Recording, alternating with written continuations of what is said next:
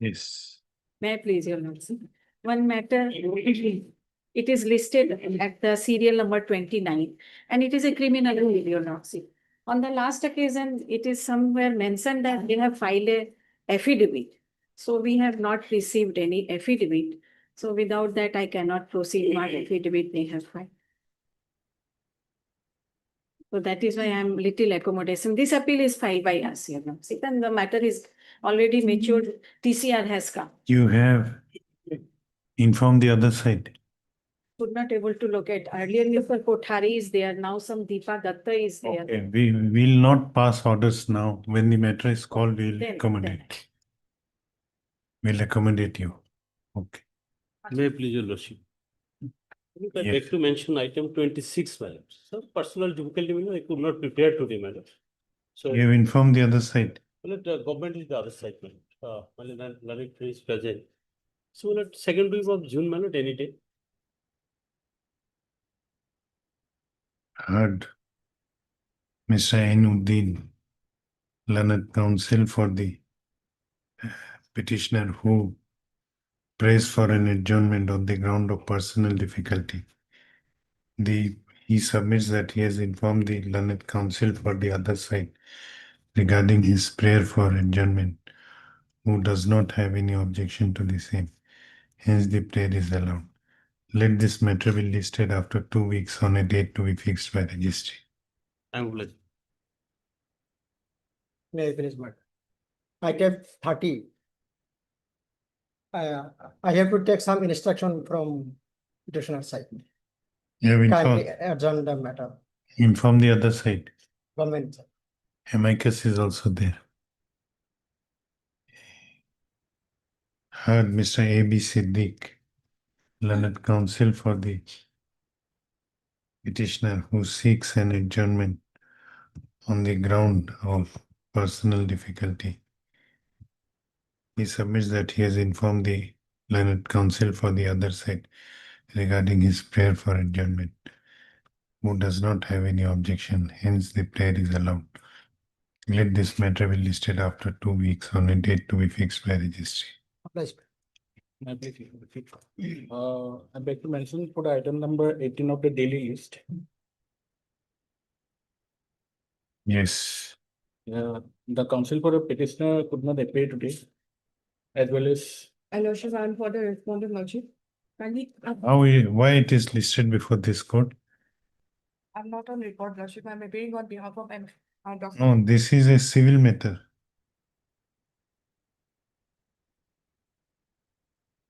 What is the matter? Prohibitions versus No, not the parties. What is the issue? for orders. Because they say Dispute is there. for modification of the order. A modification of the order. Okay. What is your name? Hey, Bora. You are appearing for? Petitioner Rohit Dottomini. Heard Mr. A. Bora, learned counsel for the petitioner, who prays for an adjournment on the ground of personal difficulty of the conducting counsel. Also heard Ms. P. Bora, learned counsel appearing for Dr. N. Dr. N. Bora, The date may be fixed, Lordship. who does not oppose the prayer. Hence, the prayer is allowed. Let this matter be listed 17 June. My pleasure, sir. I beg to mention item number 11, Your Lordship, in the admission column. Yes. I beg for pass over this matter. Why? I have some personal difficulties, Your Lordship. Heard Mr. Be the Your Lordship. B. Das, learned counsel for the petitioner, who That- prays for an adjournment on the ground of personal difficulty. That may be fixed, Your Lordship, 2nd or 3rd June, Your Lordship. No. Already this matter has been compromised and the private respondent has not appeared before some honorable court here. They have settled the matter, Your Lordship. How this court will know regarding settlement? It is on the record, Your Lordship. I have, on that ground, I have to file this quashing petition, Your Lordship. At least that may be fixed, Your Lordship. The petitioner has some problem. 2nd or 3rd June, Your Lordship. No, you cannot choose date. Lordship is up. Yes. 15 June. DPO. May this your lordship, my lordship, with our consent of the petitioner, I beg to mention item 35, Item number 35 of the supplementary list, my lordship.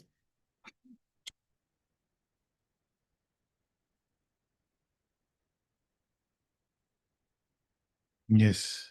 My lordship, the conducting council B Bora is out of station, therefore my lordship, if we could take it some other time.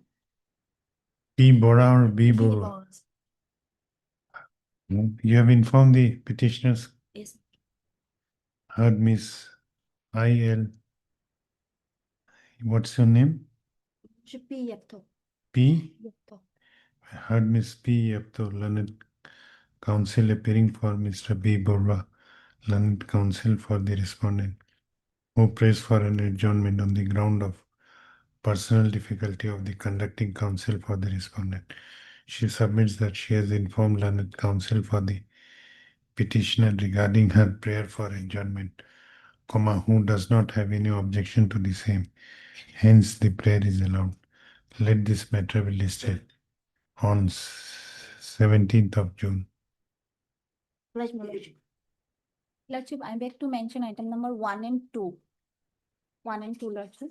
Due to some personal difficulties, Lordship, the conducting council is out of station, so kindly adjourn this. Miss P. Das, Lordship. P. Das, learned counsel for the petitioner, who prays for an adjournment on the ground of personal difficulty of the conducting counsel for the petitioner. The prayer is allowed. Let this matter be listed after a week on a date to be fixed by registry. May I please, your lordship? Lordship, I beg to mention item number 20, lordship. Lordship, my senior is out of station, lordship, and leave note is also there, lordship. 2020. Heard Mr. Ayu Chaudhary. Ayu Chaudhary, learned counsel for the petitioner, who prays for an adjournment. Who is for the other side? Lordship, name is not shown in the. They have not yet appeared. Lordship. Who prays for an adjournment on the ground of personal difficulty of the conducting counsel for the petitioner. The prayer is allowed. Let this matter be listed after a week on a date to be fixed by registry. Deeply honored. Yes, Lordship. Lordship, I beg to mention item 15, 15.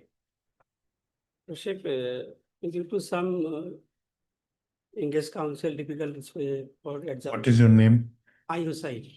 Heard Mr. I. Hussain, learned counsel for the petitioner, who prays for an adjournment due to personal difficulty of the conducting counsel for the petitioner. The prayer is allowed. Let this matter be listed after 2 weeks on a date to be fixed by registry. Published. Ladies, motion, item 3.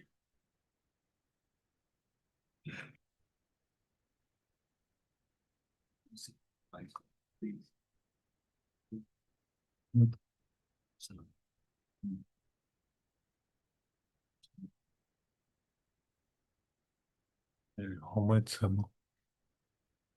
Yes. May it please the lordship. My lord, learned court below, my lord, granted Zimma of my vehicles, my lord, petitioner's vehicle, my lord, with a bank guarantee of rupees 5 lakhs each, my lord. So, my lord, the vehicles were purchased in April, my lord, and it was seized in April itself. So, my lord, there is EMI, etc., my lord. So, my lord, being agreed by that order, that 5 lakhs bank guarantee is to be given. My humble submission before your lordship is this, that bank guarantee is in the higher side, my lord. Because, my Where lord, is the impugn order? my lord, your lordship will turn to page 44, relevant order, my lord.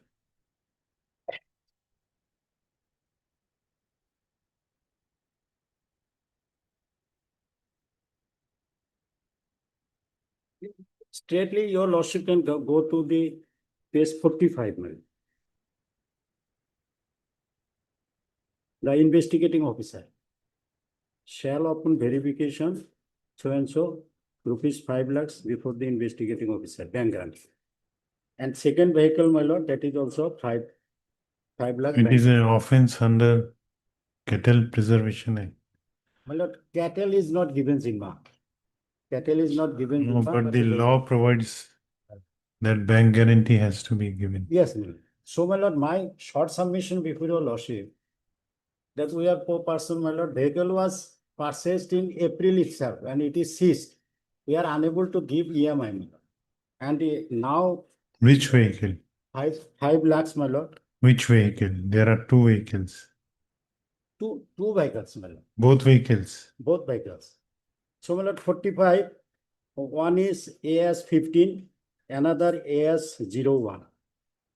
So, my lord, 5 lakhs is, honor is separate, my lord, petitioner 1 and 2. So, my lord, my humble submission before your lordship, if your lordship allow some lesser amount, otherwise we are unable to. Bank guarantee of a lesser amount. How much? Lord, it may be 1 lakh like this, 1 lakh. Because, my lord, what happened? 1 lakh Otherwise, bank guarantee you are ready to give. 1 lakh, my lord, each. Yes, Mr. Sharma. Otherwise, what will happen, my lord? I cannot get the vehicle will remain, vehicle will be damaged. My lord. Let me get. Heard Mr. M.A. Sheikh, learned counsel for the petitioners. This application under section 442 of BNSS has been filed by the petitioners, namely Joher Ali and Husnara Khatun, impugning the order dated 9/3/2026 passed by the Court of Learned Additional Chief Judicial Magistrate, Borpeta, whereby Jimma of the vehicles bearing registration number AS15BC 90177 10, my lord, 107. BC BC 1077 79. Then what have you written here? 0179. You have written 90177 in the cause title. My lord, there may be. Which one is the correct?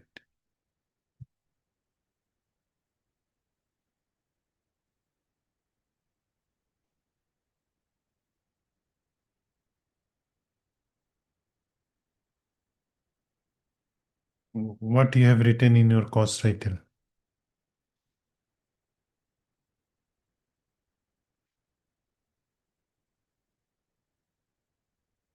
My lord, 1 minute. Go to your cause title. Hello.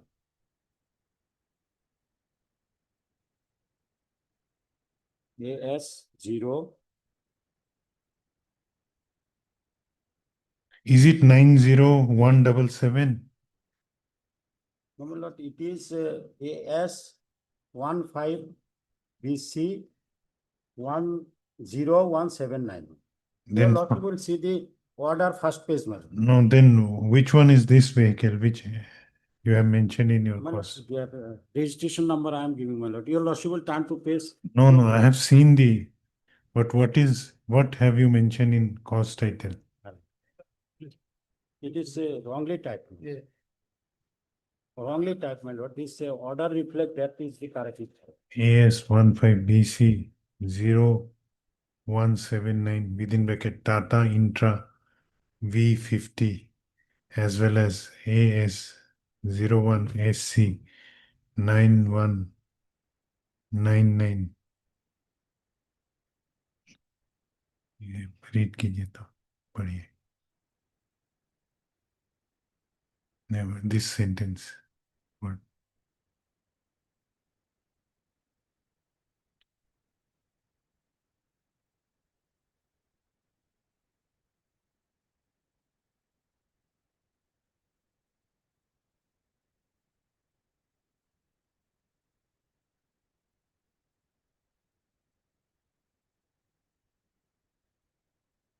Issue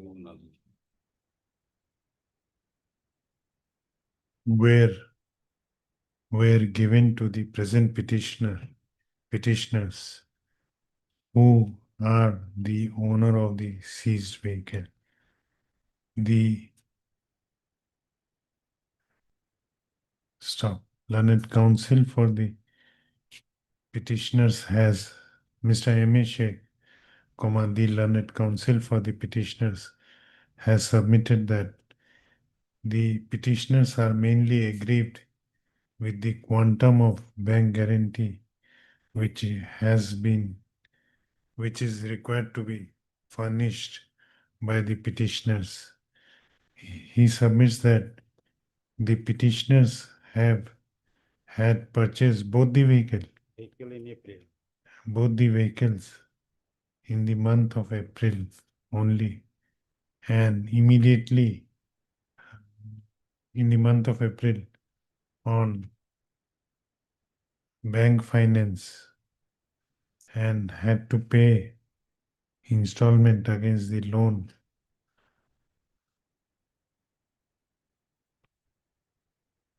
by which the vehicles were purchased. He submits that the petitioners are ready to deposit bank guarantee. However, it would be extremely difficult on their part unless if they are required to pay the same quantum as mentioned by the trial court in the impugn order.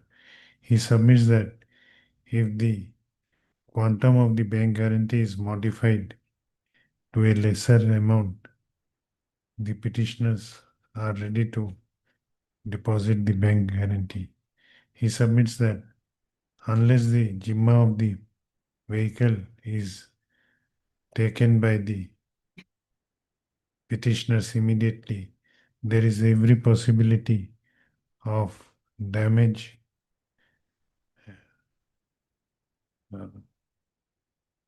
being caused to the said vehicles as they are kept under open sky in the which police station? Police station, Borpata, Latangil. Under open sky. So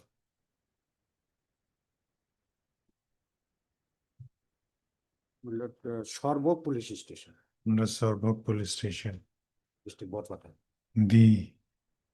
I have gone through the submissions made by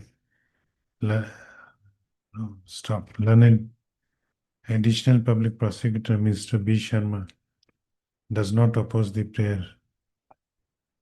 Yes.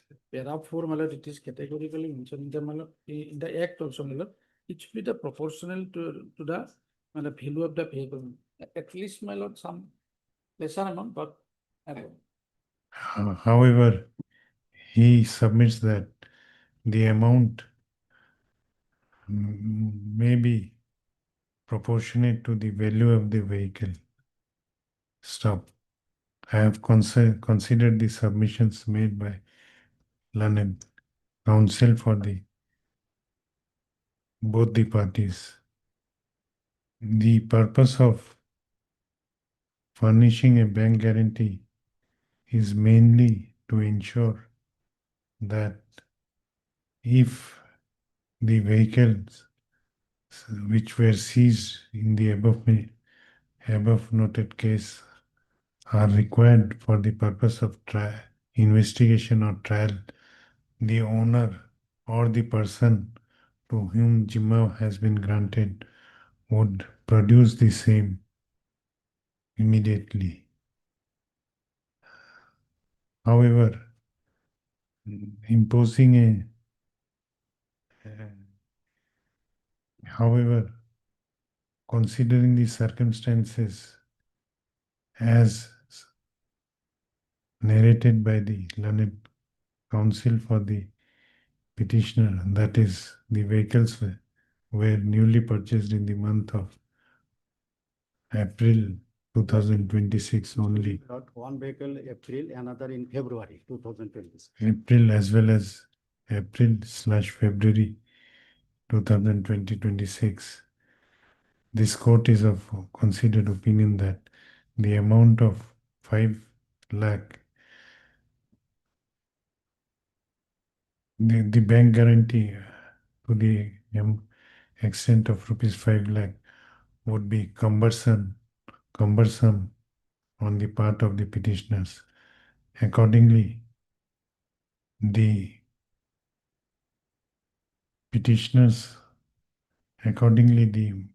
impugn order is modified by directing both the petitioners to furnish bank guarantee of rupees 1 lakh each against each of both the vehicles. In addition to furnishing the bank guarantee, the petitioner shall also furnish a bond of rupees 5 lakh each to the bond of rupees 5 lakh each, undertaking therein to produce the vehicle before the investigating officer or before the trial court, if and when so required by the investigating officer or the trial court. With above observation, this criminal revision petition is disposed of. Earlier portion of the order, my lord, it will be April and February. Yes. Maybe change it. Okay. March, August. Item 4.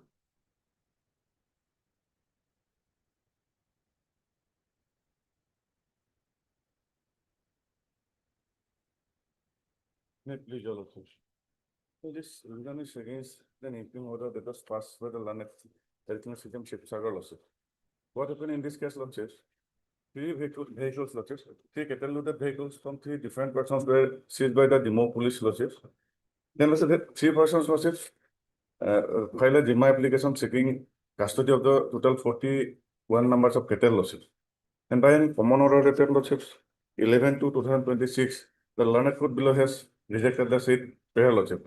Subsequently, lordship, out of 3, 1 person has filed a revision application before this honorable court, lordship, and this honorable court has filed order dated, lordship, 7/4/2026, allowed the said application, lordship, and the present petitioners, lordship, also has similarly situated persons on principle of verity, lordship. They also deserve the similar. I have annexed the order, lordship, page number 42, lordship.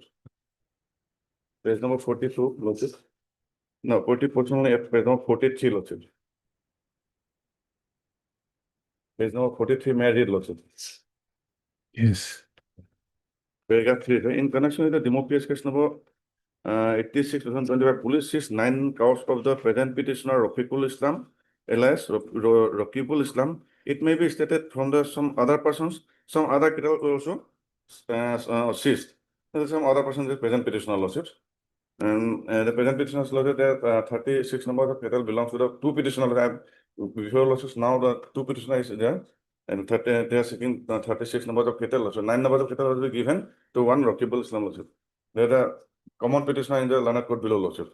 And the investigation of How many cattle were seized? 41 numbers of cattle were seized. 41, 9 have already been given to 1 Rafiqul Islam lawsuit.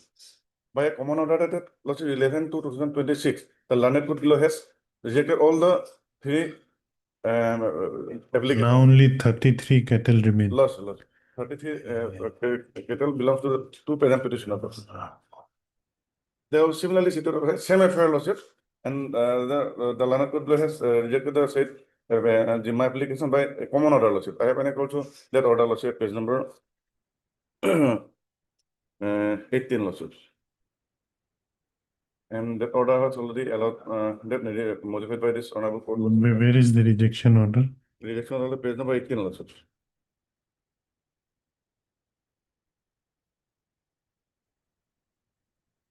Why it was rejected?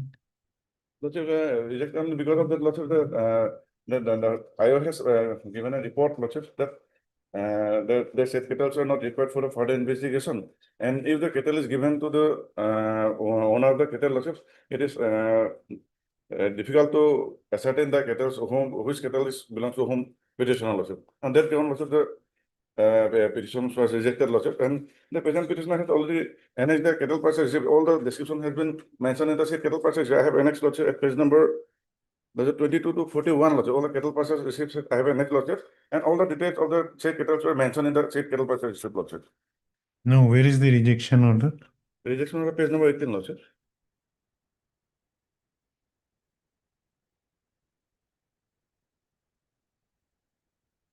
Operative person lordship. Report says that you are not the owner. Okay.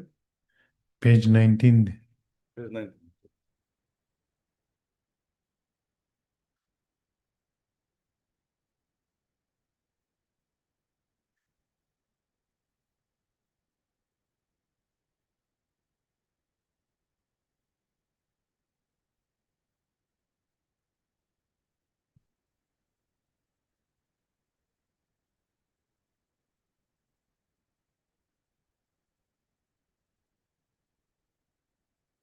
Yes, Mr. Chairman. Based on the, my lord, investigating officer's report, my lord, But the- the coordinate bench has already granted. yeah. So my lord, in this case also, my lord, that report from the IO, my lord, may be called for. No, why report? The impugn order reflects the highest. The impugn order reflects, my lord, that that in this report that petitioners are not the actual owner of the seized cattle. And further their addresses are also doubtful. If there is no So, my lord, cattle owner, then someone has to file the GMA application that the cattle is belong to them lordship. And no one has claimed that the cattle belong to some other person except this petitioner lordship. Heard Mr. T. Sutia, learned counsel for the petitioners, also heard Mr. B. Sharma, learned additional public prosecutor. This application under section 438/442 of BNSS has been filed by the petitioners, namely Muhammad Abzarul Islam Hussain, Abzarul Islam Ilyas Hussain, and Muhammad Riazuddin, impugning the order dated 11/2/2026, passed by the Court of London Additional Chief Judicial Magistrate Sibsagar in connection with Demo PS case number 86/2025, whereby the prayer for how many kettles? For 36 number of cattle is yet to be given GMA present petitioner lordship. But only 9 have already been granted. Given. Then out of 41, if you subtract 9, 44, it is 44 lordship. Total lordship, total lordship 35 now. I'm sorry, 35 numbers, page number 2 lordships. 35 number of cattle is yet to be given GMA of the present petitioner. lastly.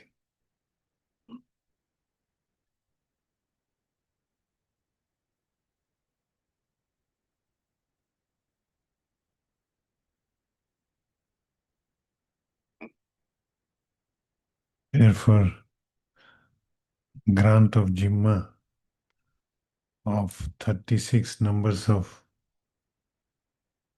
bulls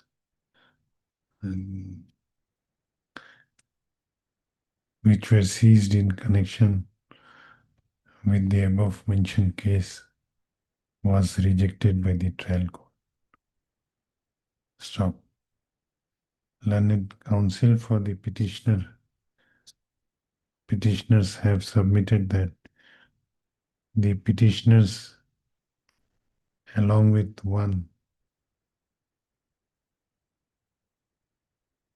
another person, namely Rafiqul Islam, from where you have purchased these? Purchased from the Tinisukia district, lordship, Madhapur, Bodum Circle Market. I have annexed cattle purchase page number 22, you also will find. 22 onwards, lordships. Have purchased the cattle which were seized in connection with the above noted above mentioned case from Madhavpur/Bordumsa weekly market in Sukia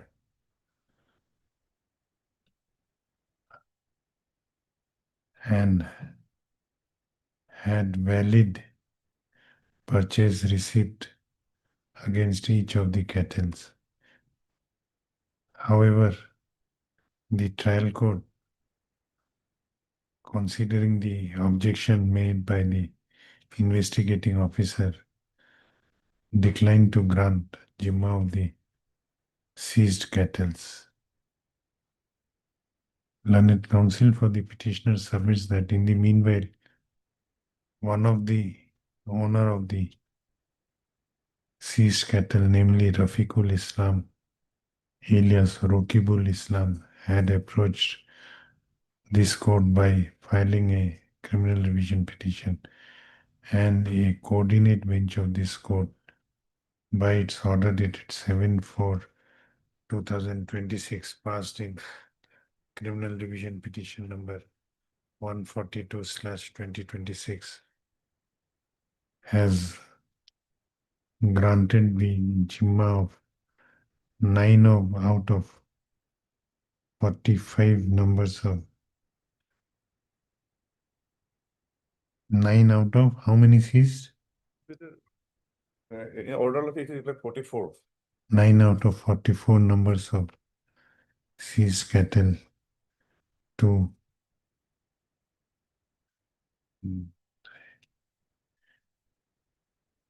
Rafiqul Islam.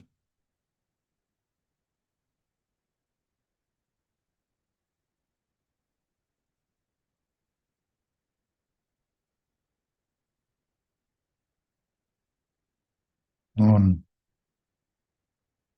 punishing a bond of rupees 50,000. He submits that the present petitioners are situated on same footings as that of Rafiqul Islam, and he therefore submits that the prayer of grant of Jimma made by the petitioner may be allowed by setting aside the impugned order. Yes, Mr. Sharma. That is my submission. My lord, it is also in the previous case also, but based on the my lord police support, my lord, there is allowed me. So, my lord, in this case also, my lord, No, he stop. On the other hand, Mr. B. Sharma, learned additional public prosecutor, has opposed the prayer of the petitioner, opposed the prayer made by learned counsel for the petitioners on the ground that in the case of Rafiqul Islam alias Rakibul Islam also, the report of the police report of the investigating officer was considered, and therefore a report may be called for from the investigating officer of the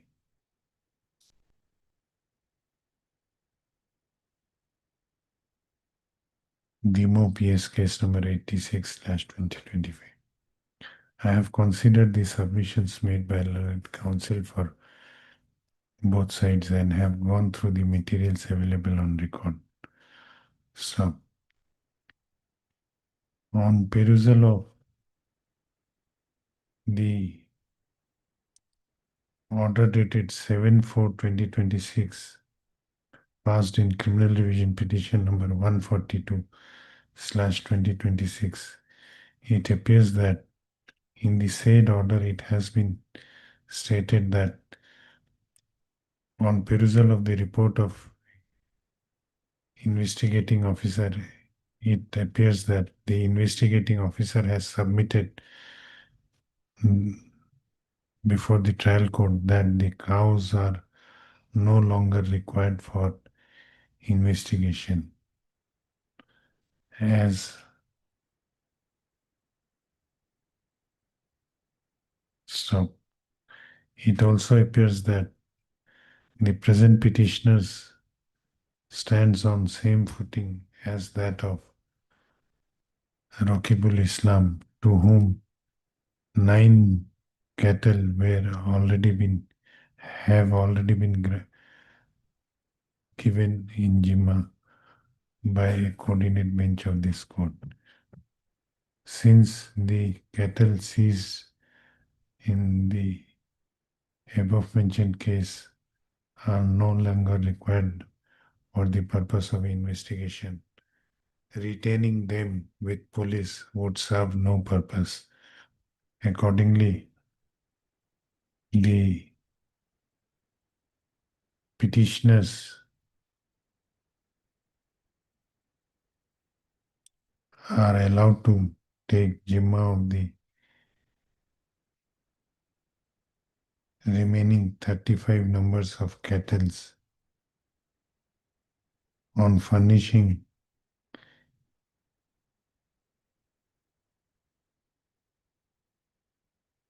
a furnishing how much each cattle cost? 20 to 25,000 losses. Furnishing a bond of rupees 20,000 each against each of the cattle. 20,000 each against each of the cattle.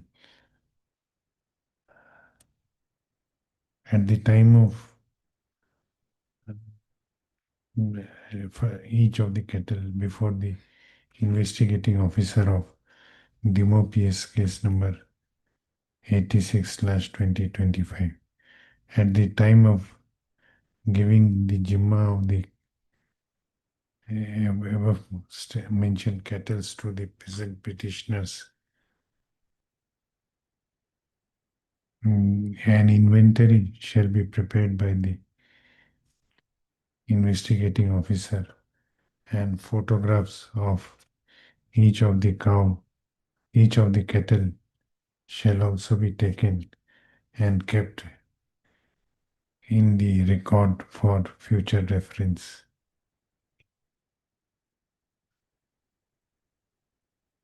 With above observation, this criminal revision petition is allowed. Always. Item 5.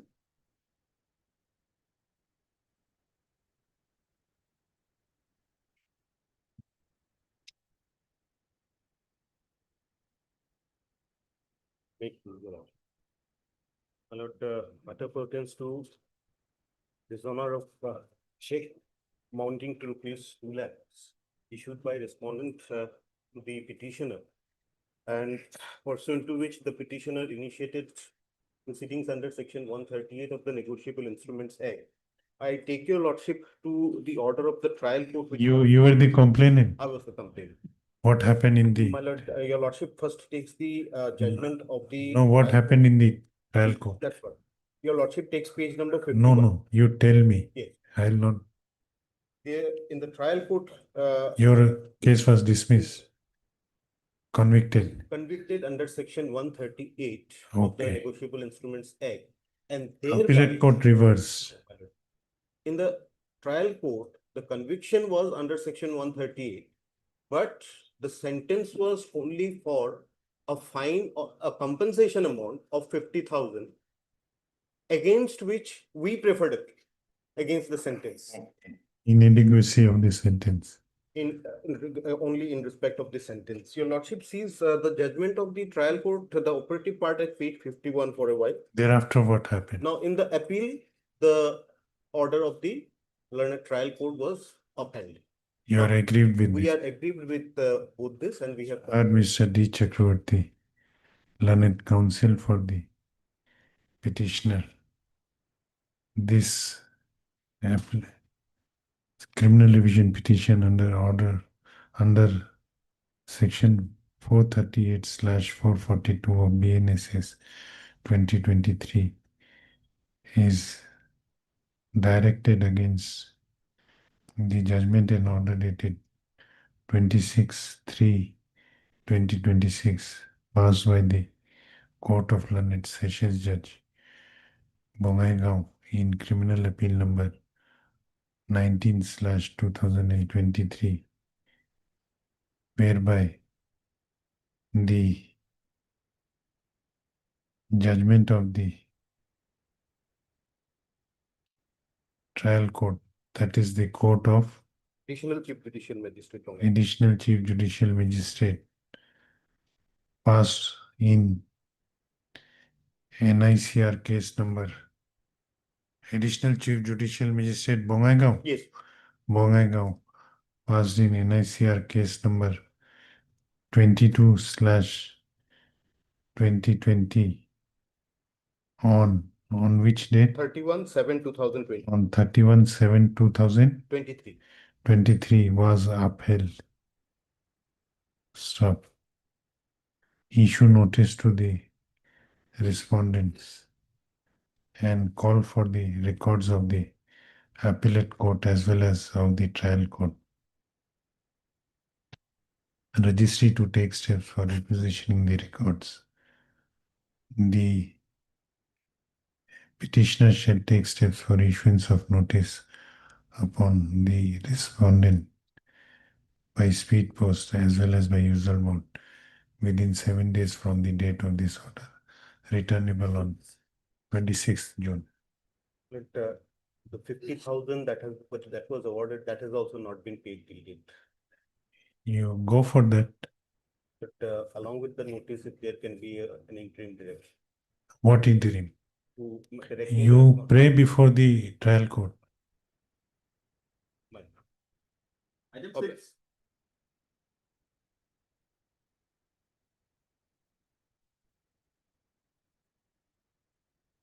May it please your lordship.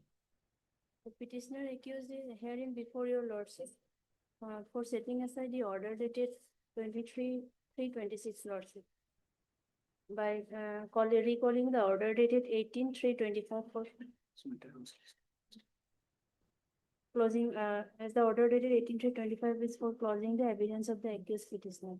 Your lordship, the analogous matters were already listed yesterday, in which your lordship was pleased to issue notice and fix it for further hearing on 15/6. This is criminal petition 4/273. Miss S. Mushari, learned counsel for the petitioner.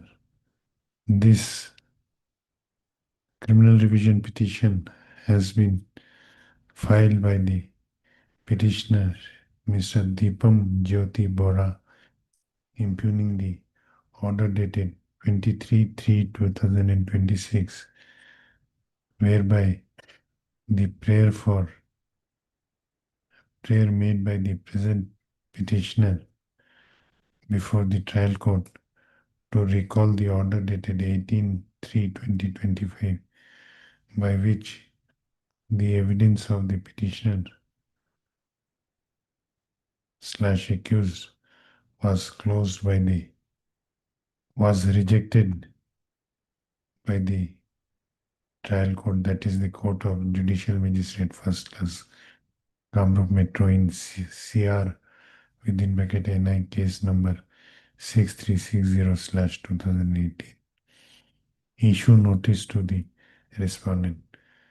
The petitioner shall take steps for issuance of notice upon the respondents by speed post as well as by usual mode within 3 days from the date of this order, returnable on 15th of June. Let this matter be listed along with criminal revision petition number 276 of 26. 76 of 276 of 26 276 of 2026 and lordship 274 of 26. and 274 of 2026. Item 7.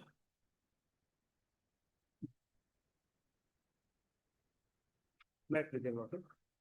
I have come up with this revision, lordship, practically challenging the order dated 28/4/2026 at page 22, by which my prayer for Jimma was rejected. Here the gist of the case as FIR at page 50, lordship. Where is the impugned on At page 22, lordship. Jimma of my vehicle. I am the registered owner of the vehicle, Lordship. My son, the gist of the FIR is that my son tried to sell the vehicle according to the FIR to the informant by taking rupees 4.5 lakhs, which I have pursued in the month of January. And in the month of February, the allegation is that he want to sell it and taken rupees 4.5 lakhs. Vehicle was no way involved in any other crime, Lordship. The only allegation is that my son has tried to sell the vehicle to the informant and taken rupees 4.5 lakhs. Thereafter, my son has already granted interim bail, Lordship. The police has seized the vehicle. Seizure list is a space 15, Lordship. why it was rejected? That is the only reason, Lordship. May I read the order, Lordship? Yes. That neither the petitioner, Muspi Hussain, nor anyone on his behalf has produced any valid documents relating to ownership of the seized vehicle as What is your name? Muspi Hussain. I have produced the documents, Lordship, vehicle purchase documents. From 23 onwards, 26 is the. Before the trial court, you have not produced. All the documents have been produced. Then why it is Because not? I have produced before the IO, Lordship. And simply IO has reported. I have annexed the reports of the IO also, Lordship, at page 21. They could not. No. Where have you produced the documents before the trial court? Yes, Lordship.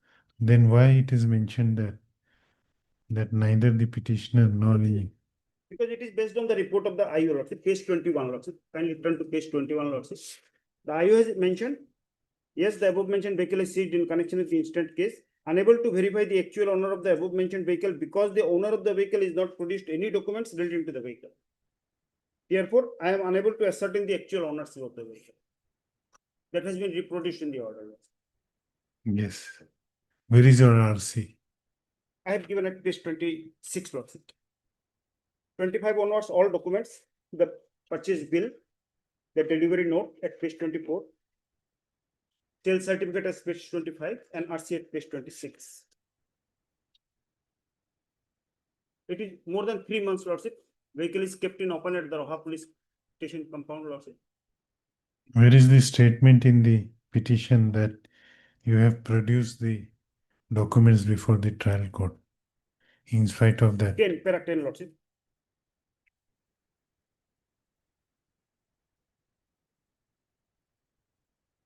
The petitioner begs to state that he is the registered owner of the seized vehicle. All the relevant documents pertaining to ownership of the seized commercial vehicle was produced before the learned court, and in spite of the same learned decision, CGM Nagaon. yes, rejected Mr. the Sharma. petitioner's application. My lord, at that time, my lord, no document was, my lord, produced, my lord. Now, my lord, some, my lord, photocopy of the document, my lord, annexed. My lord, we have to verify, my lord, from this. It can be verified Because, my lord, in the Parivan law. so, my lord, IO can give the Jimma after verification of the original lordship. No problem on that part.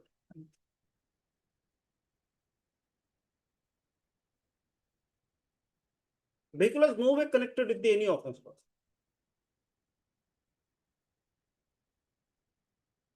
Heard Mr. S. K. Poddar, learned counsel for the petitioner. Also heard Mr. B. Sharma, learned additional public prosecutor.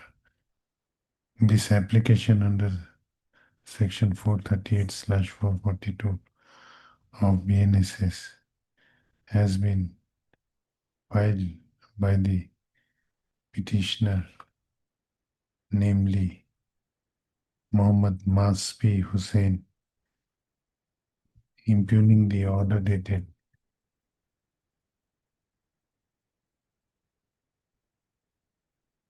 which order you are impugning? 23, 3 and 28 both are same orders, lordship, by the same officer, same court, lordship. I have filed the petition twice there. Last order is 28-4, lordship.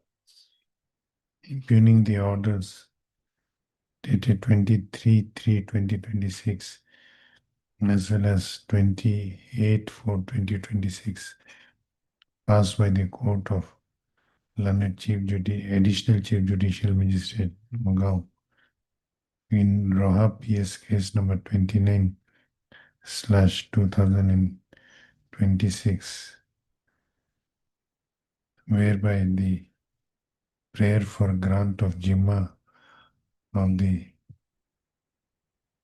vehicle bearing registration number AS02EC 4777 within bracket Bolero Max was rejected.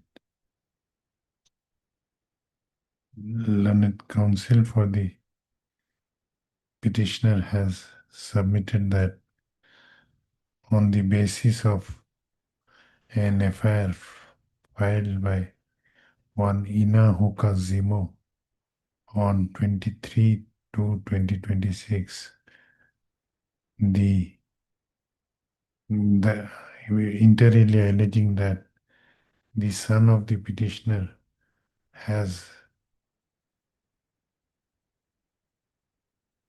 taken an amount of rupees 4,50,000 from the informant for selling the vehicle of the petitioner, the Roha PS case number 29/2026 under section 318 within bracket 4/316 within bracket 2 of BNS was registered. Learned counsel for the petitioner has submitted that in the aforesaid case, the vehicle, the above mentioned vehicle belonging to the petitioner was seized and same is now lying in Roha police station for last 3 months. He submits that though he had filed Jimma application before the trial court on 2 occasions and the where is order dated 23? It is at Lordship, page 20.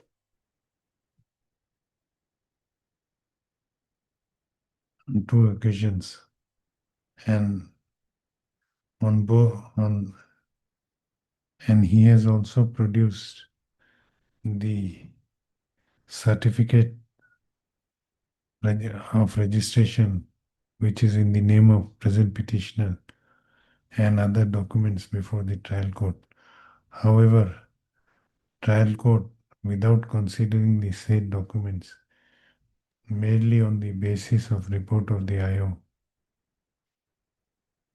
had rejected the prayer for Jimma of the seized vehicle.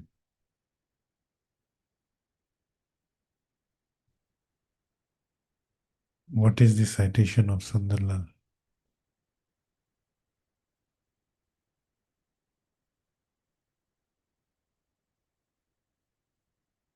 SCC Lordship 2002 volume 9 SCC 283. Learned, learned counsel for the petitioner has, in support of his submission, produced has annexed the certificate of registration and other documents along with this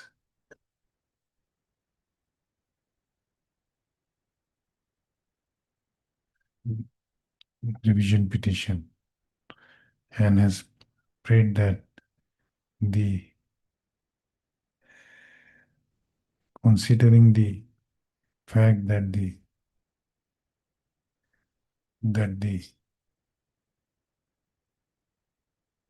vehicle belonging to the petitioner is lying under open sun, open sky for last 3 months. The vehicle same may be granted in Jimma as per the guidelines issued by the Apex Court in the case of Sundarbhai Ambalal Desai versus State of Gujarat, reported in 2000 reported in 29 SCC. 2002 9 SEC 283. On the other hand, learned counsel for the learned additional public prosecutor has opposed the prayer at this stage and has submitted that since the trial court has rejected the prayer for Jimma on the basis of the report of the investigating officer, hence a report may be called for from the investigating officer of the Roha PS case number 29/2026. I have considered the submissions made by learned counsel for both sides and have gone through the materials available on record. From the on perusal of Annexure 8 to the instant revision application, which is the certificate of registration, it appears that the seized vehicle has been registered in the name of present petitioner, namely Masfi Hussain. Hence, prima facie, there is no doubt that prima facie it appears that the petitioner is the registered owner of the seized vehicle.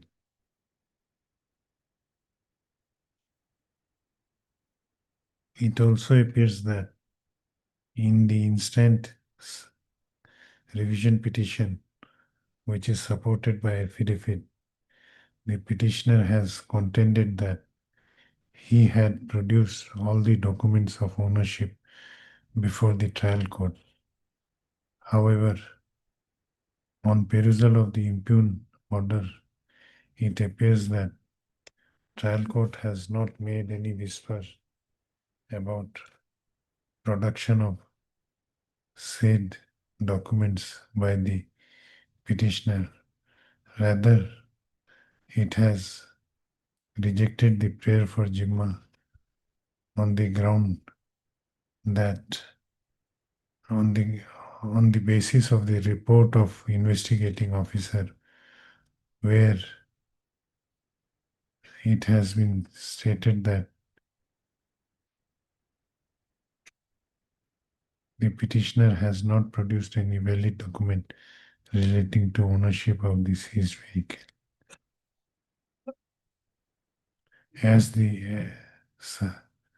As from certificate of ownership, it is apparent that the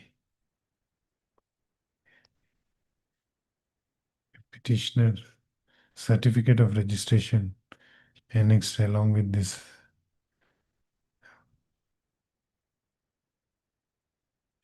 revision petition, it is apparent that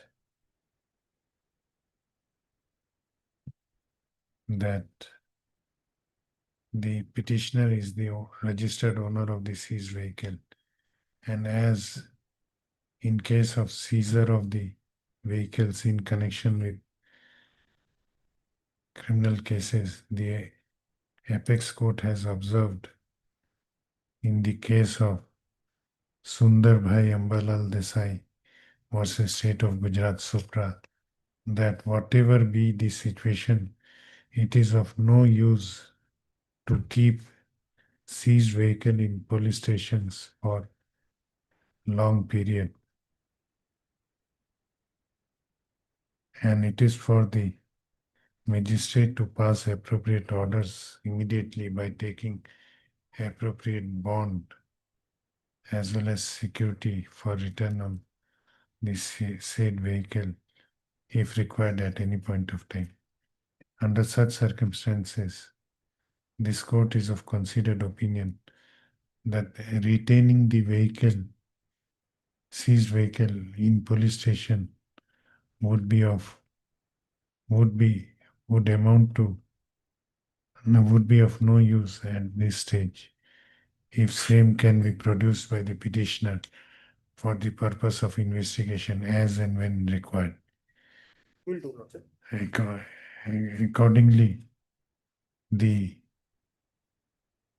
impugn order is hereby set aside, and it is directed that the investigating officer of Roha PS case number, what is the 29/26. PS case number? 29/20. 29/2026 shall give the Jimma of the seized vehicle to the petitioner on his furnishing a bond of rupees. How much is the cost? It was originally 8,91,000, Lordship.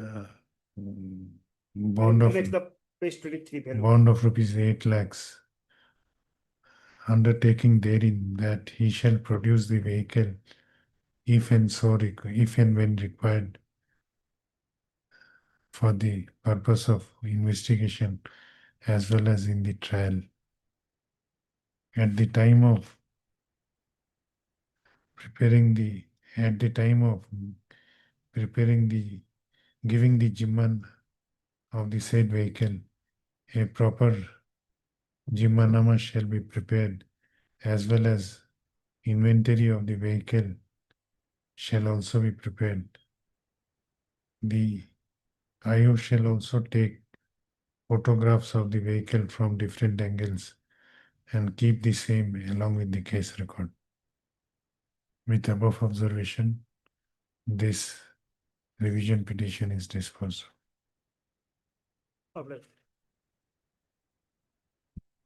Order, Item 14.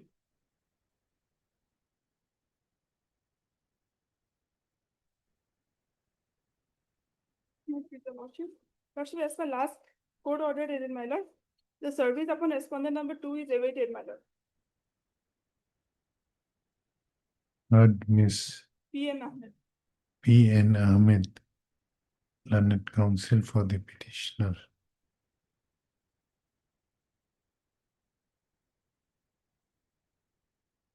When have you taken steps?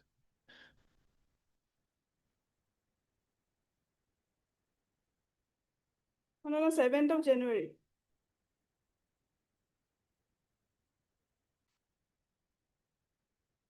It appears from office note dated 6/5/2026 that no service report in respect of notice issued to respondent number 2 has been received. The petitioner is directed to take fresh steps for issuance of notice upon respondent number 2 by speed post within 7 days from the date of this order, returnable on 26 June. In interim order. The interim order shall continue till next day. Item 16. May I please, your lordship? My lord, service of notice was taken for the third time, steps for the third time.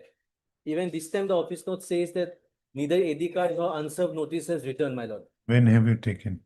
In the month of April, my lord, April 22nd, if I'm not wrong, 2029, my lord. Heard, Mr. What is your name? My lord, may I submit, my lord? Yes. My lord, what I have done, I have visited the dispatch section of Honorable High Court, and from there, my lord, I could track the consignment ID of the speed post. And I also tracked down the detailed status. What is the status of the consignment? And it says it has been delivered. It was delivered on 13th of May, my lord.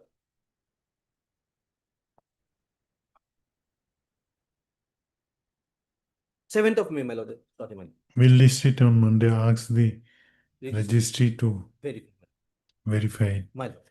Heard, Mr. A. Khan, learned counsel for the petitioner. Office note dated 22/5/2026 shows that the service report in respect of notice issued to respondent number 2 is still awaited. So, Mr.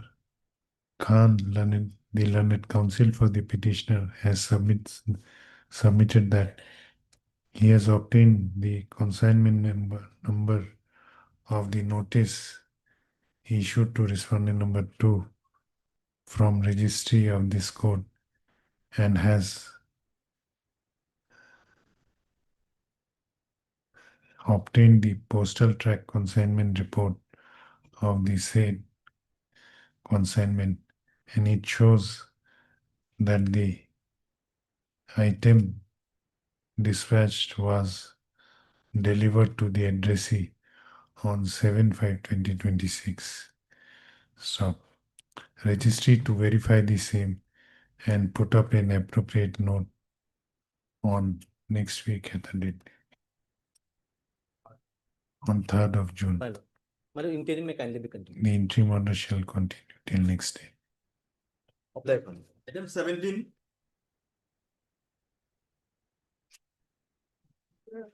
State second 2 times, but not returned. It's not returned.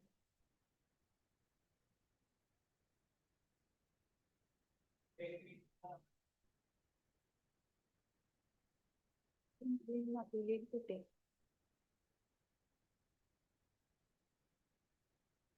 Okay. Heard Mr. D.B. Gogoi, learned counsel for the petitioner. Also heard Mr. B. Sharma, learned additional public prosecutor.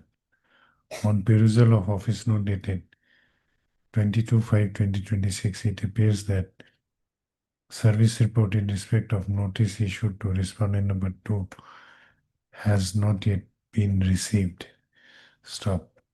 The registry is directed to place the postal track consignment report of notice issued to respondent number 2 by speed post before this court on the next date fixed.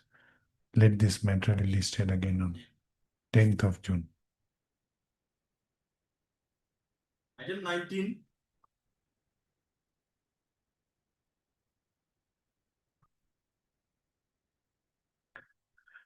Okay.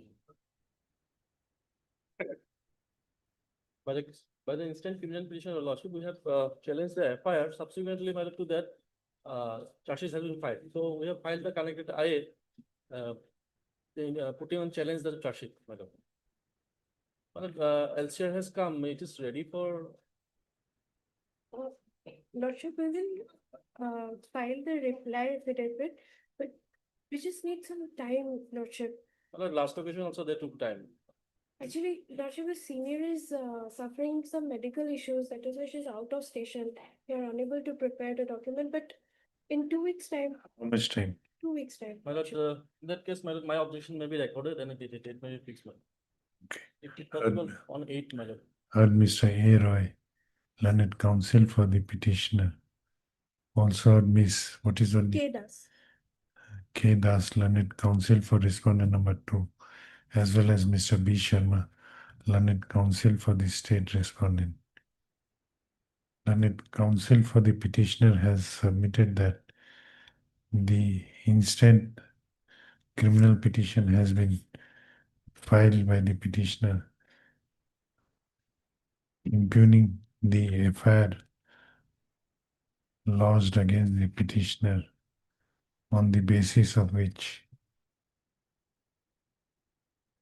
Ajo PS case number 463/2025 was registered. He submits that in the meanwhile charge sheet has also been laid, and therefore he has filed the interlocutory application number 415/2025, putting the charge sheet also under challenge in this criminal petition. On the other hand, Ms. K. Das. K. Das, learned counsel for the respondent number 2, seeks some time to file a written objection against the prayer made by the petitioner on the ground that conducting counsel for the respondent number 2 is not well. Considering the grounds, the prayer is allowed. Let this matter be listed 2 weeks, Can it be on 8th? 8th of June. 8th of June.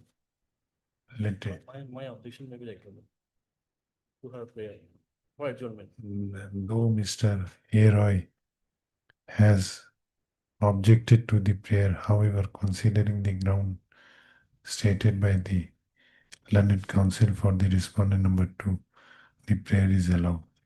Let this matter be listed on 8th of June. Is it 47 from supplementary list?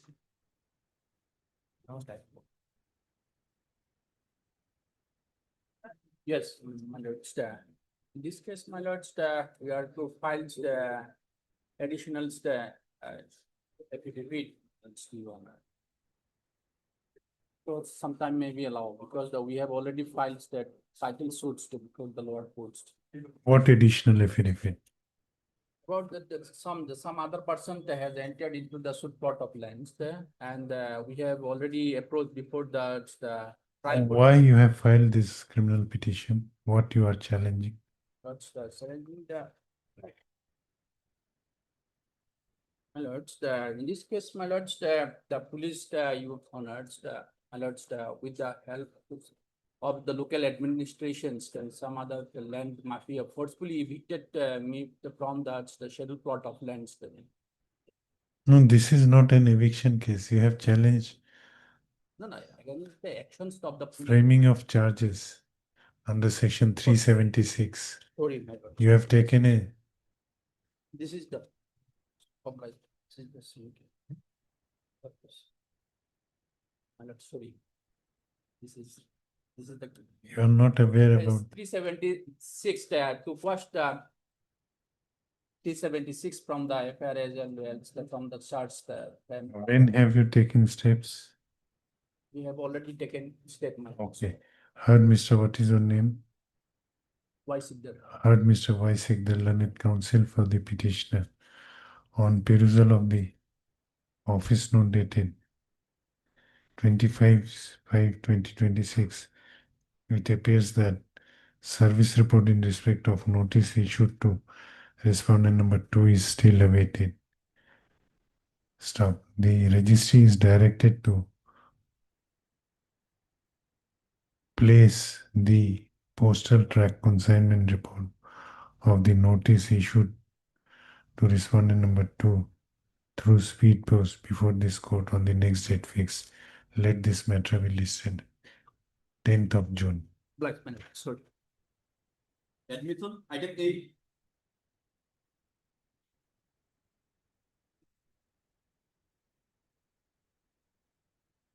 May it please your lordship.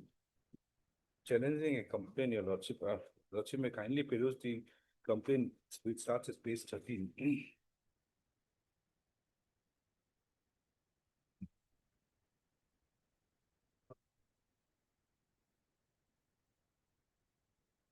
May I read the complaint, your lordship? No, just a minute. Whether all the respondents have appeared? Well, I have appeared on behalf of the private respondent. Private respondent number My lord, 2 and 3. 2 and 3, madam. Okay.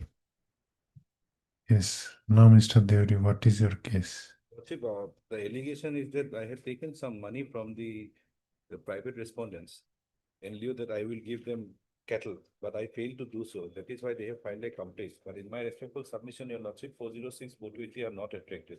Your lordship may kindly peruse the complaint for a moment, the page 14. May I Yes. read, your lordship? That the complaints are the partners of dairy farm having their dairy farm at Ghoga and under Mukalmua PS as well as both are cousins relations. The accused person deals with supply of cattle for the purpose of dairy farming. That the complaints are having cordial business relations with the accused on that account. The accused had gained the faith and confidence of the complaint. That the complaint Okibul have obtained permit by number so and so. Dated 17/10/2023 from the office of the Director, Animal Husbandry and Veterinary Department, Assam for the transportation of cattle by road, train, or for the purpose of dairy farming. That after obtaining the said permit, the company has made contact with the accused person and with a view to purchase cattle from the accused person. That the accused person promised to company to dispatch 24 numbers of cattle by road for a consideration of rupees 13 lakhs only including transportation cost up to Srirampur Gate, Assam.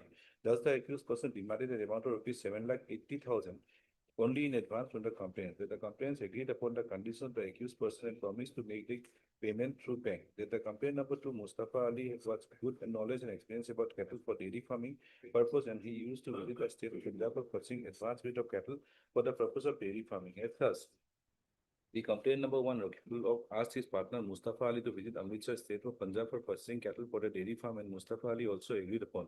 Then Mustafa Ali went to Amritsar, Punjab via Kolkata via flight number so and so for the purpose of purchasing cattle from the accused person. One Dhansher Ali accompanied Mustafa Ali. Then Mustafa Ali and Dhansher Ali met the accused person at Amritsar. The accused person shown various breed of cattle. After proper verification, Mustafa Ali and Dhansher Ali selected 24 numbers of cattle of the accused person and requested him to dispatch the same 24 numbers of cattle by road and furnished a copy of permit to the accused person. Mustafa Ali also promised to make the payment through his bank as demanded by the accused person. Thereafter, Mustafa Ali and Dhansher Ali returned back from 123 by flight from Amritsar via Delhi to Gauhati. The accused person also agreed to dispatch 24 number of cattle by road to Sinampur Gate under the state of Assam. Mustafa Ali made payment of rupees 50,000 on 21/10/2023, rupees 1 lakh, rupees 1 lakh, and rupees 1 lakh in total of rupees 3 lakhs on 2023, rupees 2 lakhs and 25/10/2023, 80,000 on 28/2023, rupees 1 lakh on 29/10/2023, rupees 3,000 on 1/11/2023, and amount of rupees 7,80,000 through his bank account maintained with Axis Bank Nolbari branch white account number so and so to the bank account of accused person maintained with Punjab National Bank Saimari Amritsar branch white account number so and so, and promised to pay the remaining amount after receiving the cattle from the accused person Singapore Gate Gauhati. Receiving the amount, the accused person did not dispatch the cattle as he promised to the complainant on earlier date. The complainant number 2 made several phone calls at the mobile number so and so of the accused person, and the accused person made excuses in several manner and promised to dispatch cattle within a very short period of time, but the accused person did nothing till date. Lastly, the complainant Mustafa Ali tried to contact the accused person on his mobile number as mentioned above on 7/1/2022 from his residence, but both the mobile numbers of the accused person were found to have been switched off. That in the event that from the conduct of the accused person received the approximate amount of rupees 7,80,000 fraudulently from the complainant Mustafa Ali with an intention to cheat and defraud the complainant. So that is why they have finally companion. That's the gist of the facts here, and they have prayed that cognizance may be taken under section 403, 406, 420 of the Indian Penal Code. Now, in my respectful submission, Your Lordship, thereafter, this order Cognizance was taken under section yes, Your Lordship. 406. 406, 403, 406, 420. 420. 420. Thereafter, Thereafter, when cognizance was taken. No, Your Lordship may kindly see the order at page 18. Yes. Complainant Rafiqul Haq and Mustafa Ali are absent with says by number so and so hard and allowed. Peruse of the case record shows someone sent to the accused person had returned without service. Then the envelope in which the summon was sent, bond the address and seal of this court, and the same has been returned with an endorsement. It was refused. So hence, valuable warrant was issued. Now, Your Lordship may kindly this the cognizance order I have not annexed, Your Lordship, but may I read, Your Lordship? So I'm relying on a judgment of the Honorable Supreme Court.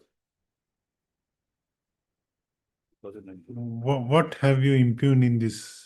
The complaint itself, Your Lordship, in my respectful submission, the complaint itself. Because Your Lordship, there was a promise, but for the sections 403, 406, and 420 are not reflected. The challenge is the complaint, Your Lordship.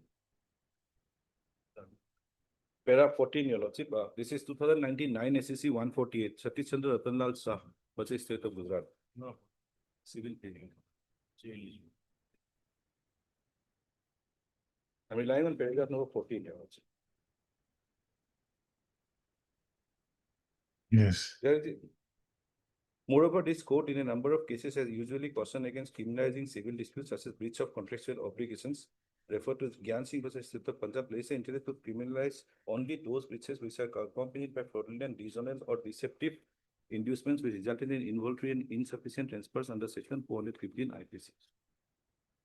So this, in my respectful submission, even assuming there was a agreement between the parties, Your Lordship, but this is not a criminal dispute. So 403, 406, this is a civil liability, Your Lordship. They can file suit for damages, but 403, 406, and 420 are not treated against me, Your Lordship, in the complaint, assuming whatever they are stating are true, Your Lordship. I'm also relying on another judgment.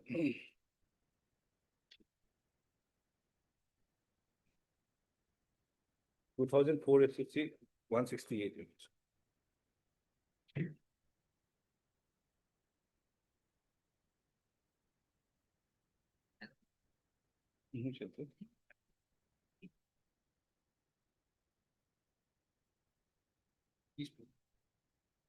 Para? Paragraph number 8, 8, 9, 8, 9, 10, 11, 12, and 15, Your Lordship. 8, it's about Bhajan Lal, Your Lordship.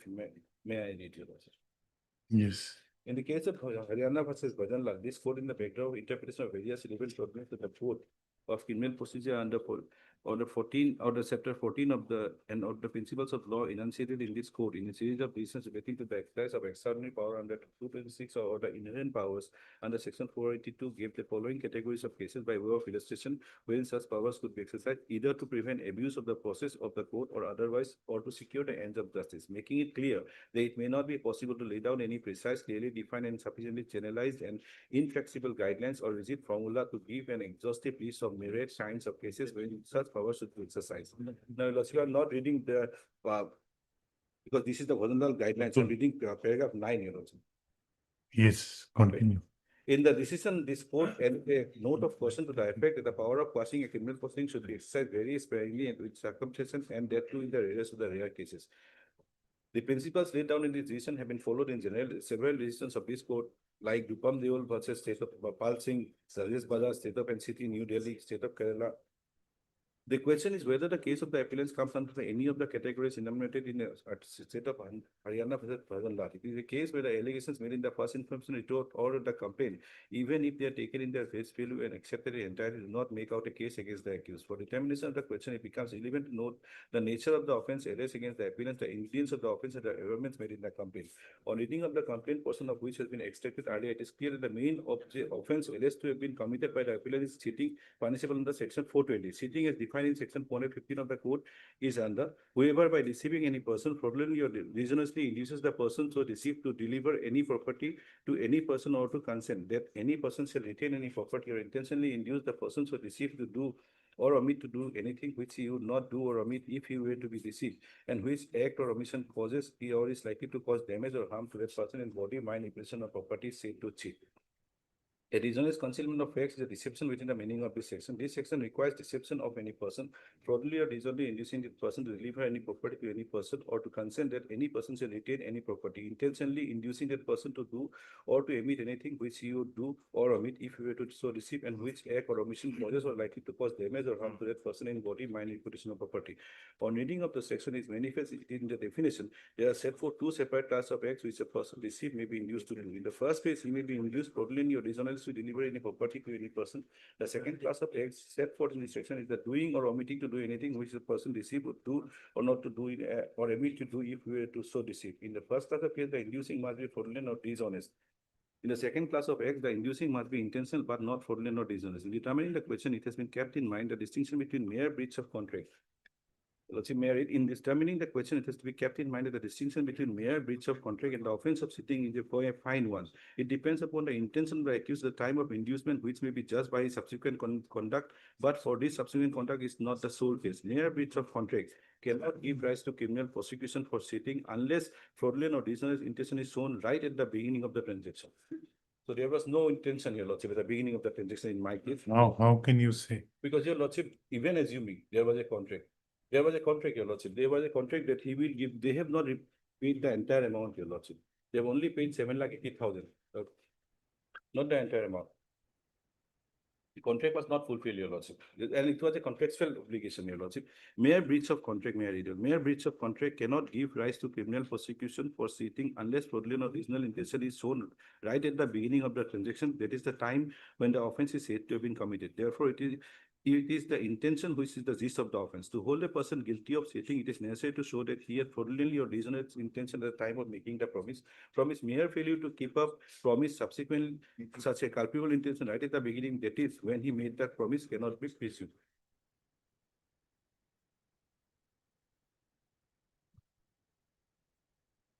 Anything else? These are the two judgments I'm relying on, Your Lordship. Yes, Mr. My lord. My lord, if your lordship kindly turns to page 16 of the petition, my lord.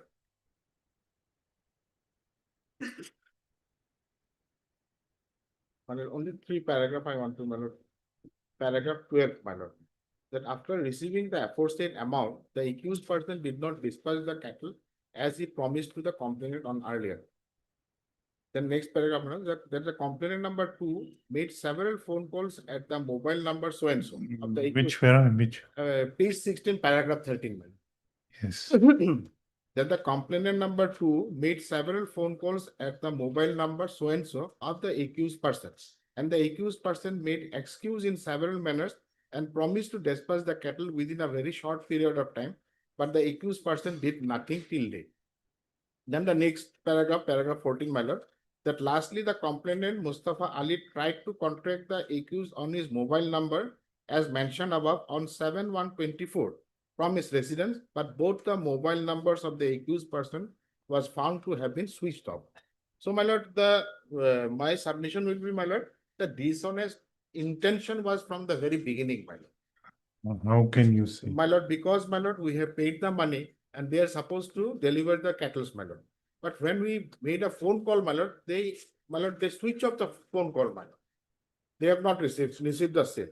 And next, my lord, your lordship may kindly turn to page 18, my lord, the order which has been passed by the trial by the magistrate court, my lord. Page 18, my lord. Yes. Second paragraph, my lord. Perusal of the case record shows someone sent to the accused person Ranjan Mashi has returned without service. The envelope in which the summons was sent bore the address and seal of the court, and the same has been returned with an endorsement that it was refused, my lord. It was refused, my lord.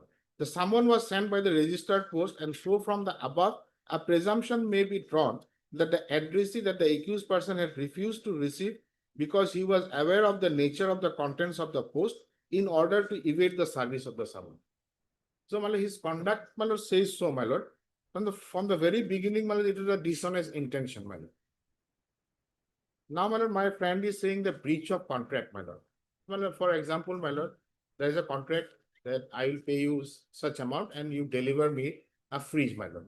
If the fridge he had delivered, my lord, if it is in a defective or a damaged fridge he is given, my lord, then can be it is a breach of contract, my lord. But here, Suppose if he does not deliver he the, does not deliver, my lord. then it is an offense. It is an offense. My lord, No. intention was there, my lord, from the very beginning, No, my lord, he- cheat, my lord. Intention was from the very beginning to cheat, my lord. How one can distinguish between, there has to be something to show My that lord. he had an intention. And he made a statement, my lord, in his own petition, my lord, at page 3, my lord, paragraph 2, my lord. May I read? The accused petitioner states that on 8/1/24, the opposite party so and so were partners of a dairy farm which is located within the district of Nalbari, Assam, had filed a complaint case being so and so, my lord, stating that they had paid a total amount of 7,80,000 out of 13 lakhs to the accused petitioner for purchasing 12 numbers of cattle for the purpose of dairy farming. The outstanding amount of money was to be paid after receiving the cattle at the Srirampur gate, Assam. However, in spite of various telephonic conversations, the accused petitioner had not sent the cattle.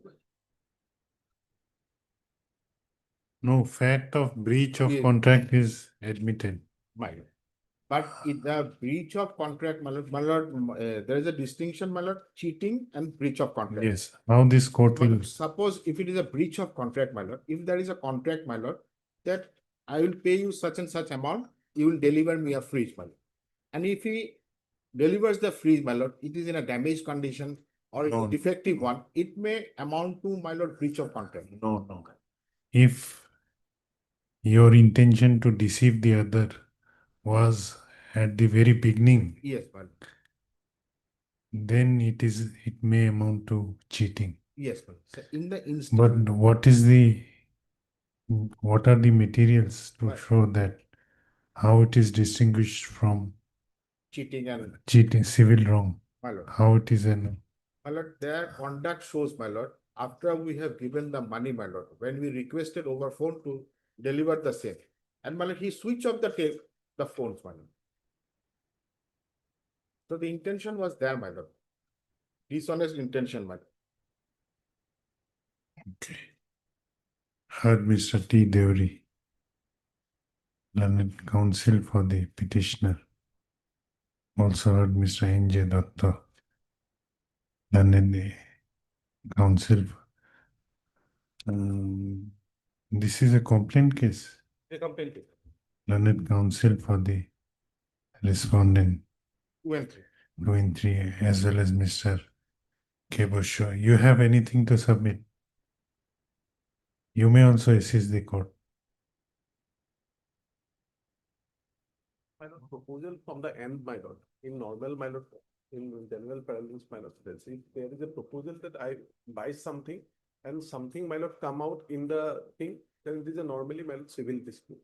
But my lord, what I understand in this matter is that, my lord, he, my lord, from the very beginning, my landlord senior has submitted. So that intention somewhere, my lord, it is, my lord, there, my lord. So it is a case of, my lord, of the court. This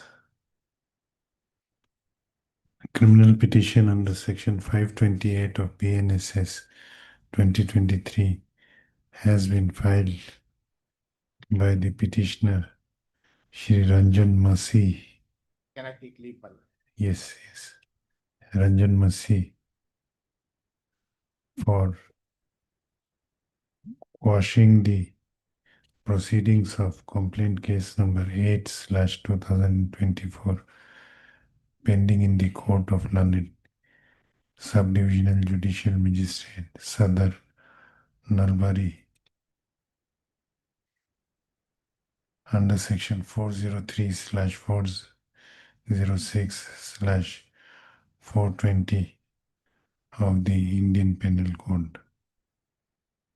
The facts relevant for consideration of the instant criminal petition, in brief, are that the present respondent number 2 and 3, namely Rafiqul Haq and Mustafa Ali, had filed a complaint case before the Court of London Chief Judicial Magistrate Nalbari against the present petitioner under section 403/406/420 of the Indian Penal Code. Stop. Said complaint case has been registered as complaint case number 8/2024. It is alleged in the complaint case by the present respondent number 2 and 3 that the present respondents within bracket complainant were having cordial business relationship with the present petitioner within bracket accused.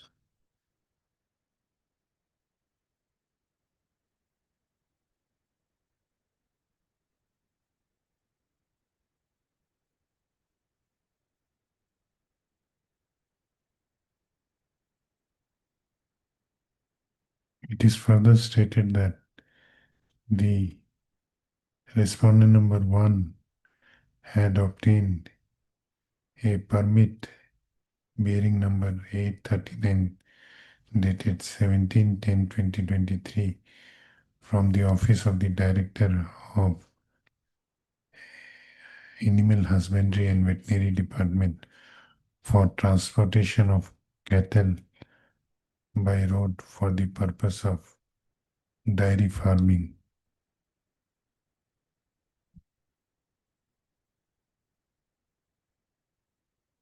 After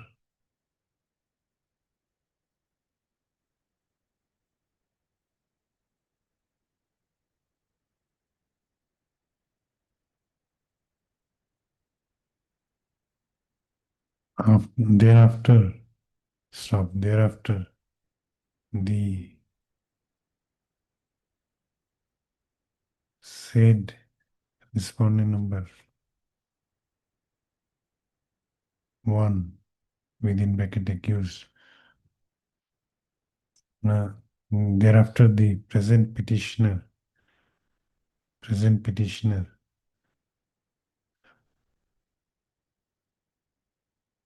promised to the respondents number 2 and 3 to dispatch 24 number of cattle by road for a consideration amount of rupees 13,000, including the transportation cost and other expenses incurred. It is also averred in the complaint petition that the present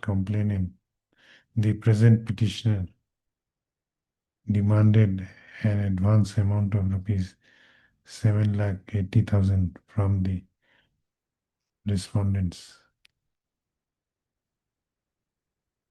and accordingly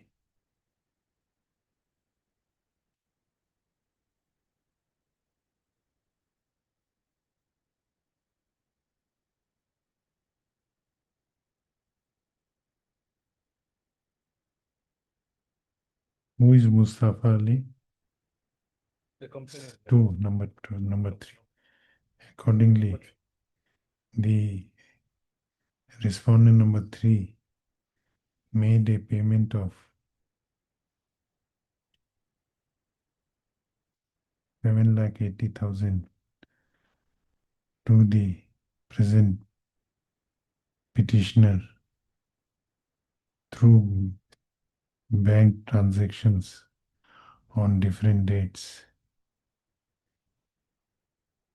and also promised to pay the remaining amount after receiving the cattle at Srirampur Gate, Assam.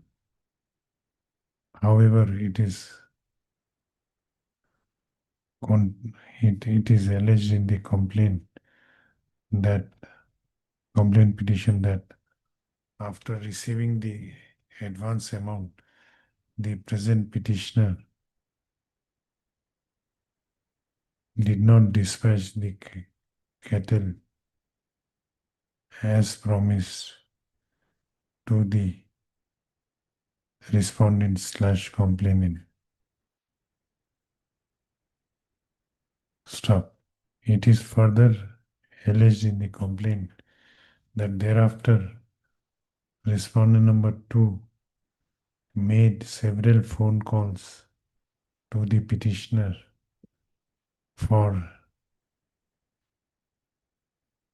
with regard to the said matter, and every time the petitioner made excuses to dispatch the cattle within a short period of time, and thereafter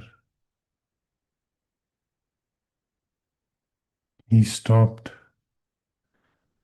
picking up phone calls from the complainant/respondents. Learned, stop.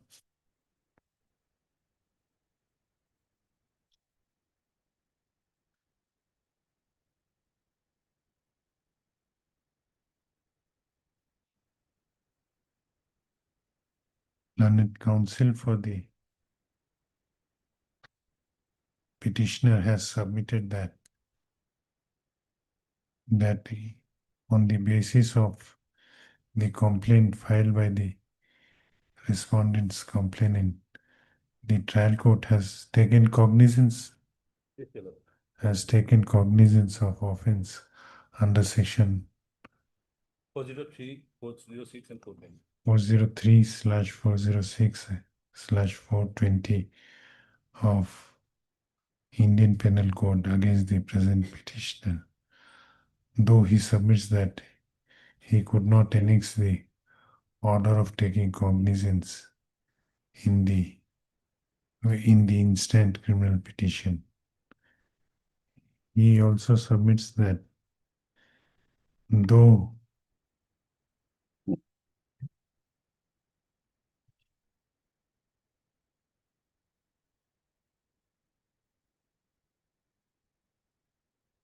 You are admitting that you have taken 7 lakhs. Yes, yes, your lordship, there was a transaction, but they refused to pay the amount. That is why I've been instructed that they refused to pay the entire amount. That is why the cattles were not transported. But you are admitting that you have taken Yes, yes, part yes, amount.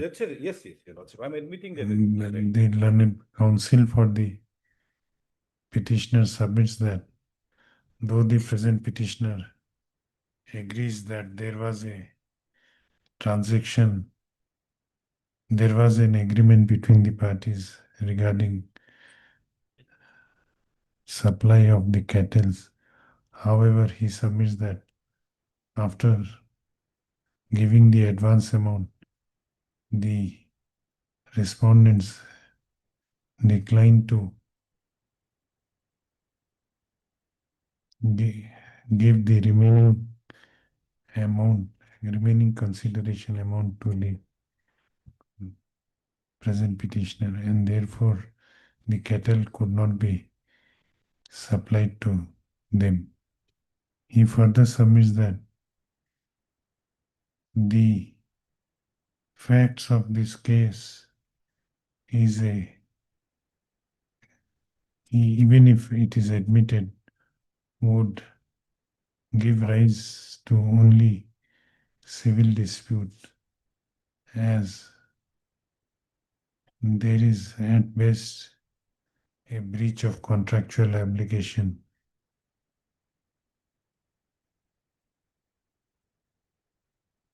However, this case is not fit for, for taking cognizance of offense under section 403/406/420 of the Indian Penal Code, as the ingredients of the said offense are absent in this case. He submits that it is a clear case of an attempt to criminalize a civil dispute. He also submits that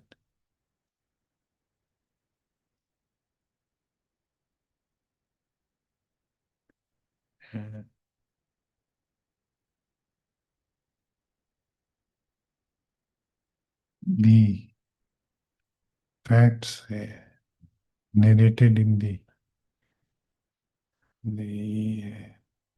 facts alleged in the complaint filed by the present respondent, even if they are taken on their face value, is not sufficient to disclose commission of any offense and make out any criminal case against the present petitioner.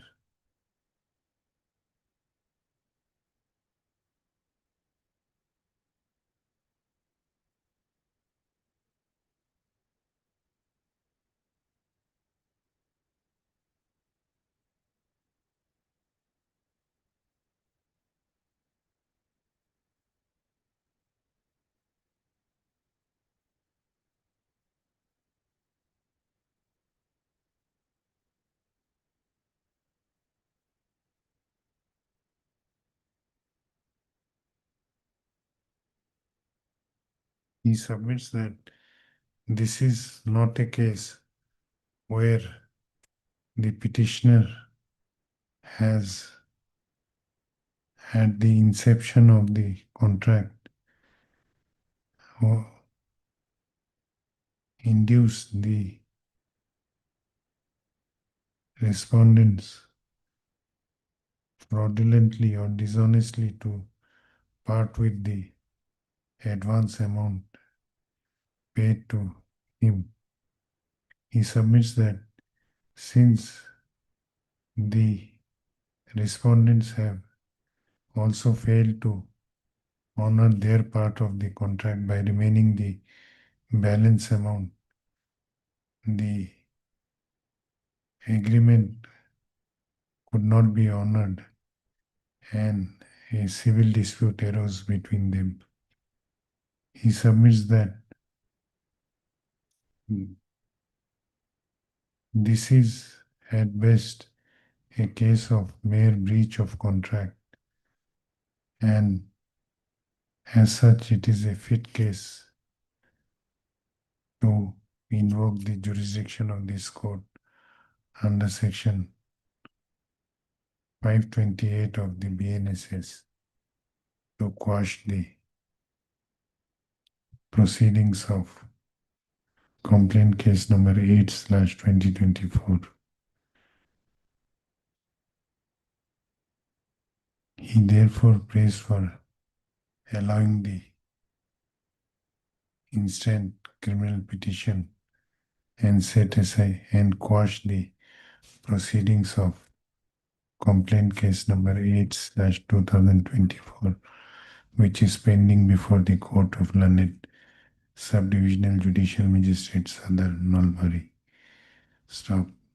In support of his submission, he has cited following rulings. Number 1, Hriday Ranjan Prasad Verma and others versus State of Bihar, reported in 2004 SCC 168. Number 2,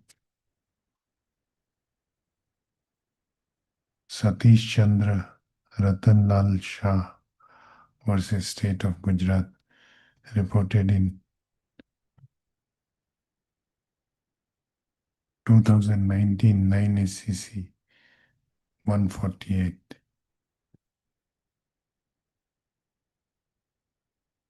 On the other hand, Mr. N.J. Datta, Learned Counsel for Respondents, respondent number 2 and 3, has submitted that in the instant case, the petitioner at the very inception of entering into an agreement with the respondent number 2 and 3 had intention to deceive them, and therefore it is a clear case of offense under section 420/403/406 of the Indian Penal Code. He submits that it is, though the facts involved in this case constitute an civil wrong also, but since in the instant case, apart from being a civil wrong, the petitioner intended at the very inception of the agreement to deceive the respondent/complainant, it also amounts to, in a complainant, it also fulfill the ingredients of offense alleged against him in the complaint filed by the petitioner. He submits that said facts were taken into consideration by the trial court while taking cognizance of offense under section 403/406/420 of Indian Penal Code.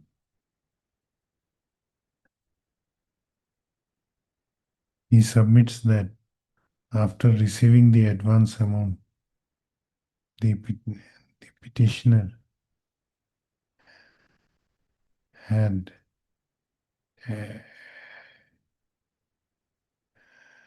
avoided the respondents when the respondents tried to contact him regarding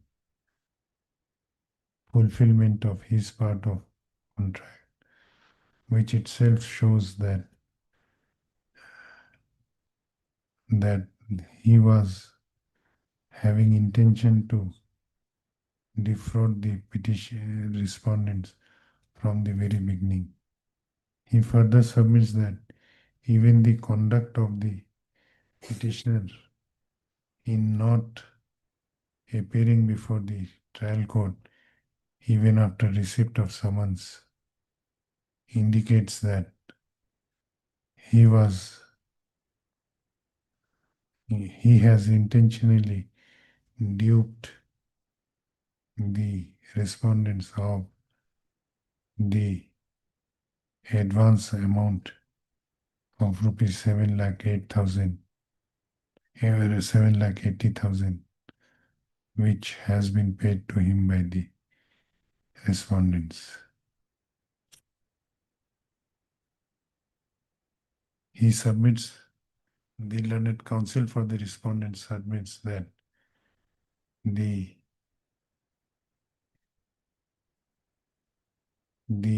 averments made in complaint petition clearly makes out the ingredients of offense under section 406/403/420 of the Indian Penal Code against the present petitioner, and therefore he submits that this is not a fit case to exercise the jurisdiction of this court, exercise the inherent jurisdiction of this court under section 528 of BNSS to quash the proceeding of complaint case number 8/2024. And accordingly, he prays for dismissing the instant criminal petition. I have considered the submissions made by learned counsel for both sides and have gone through the materials available on record. ... I'll dictate the remaining part in chamber today itself. I'm very grateful. Your Lordship.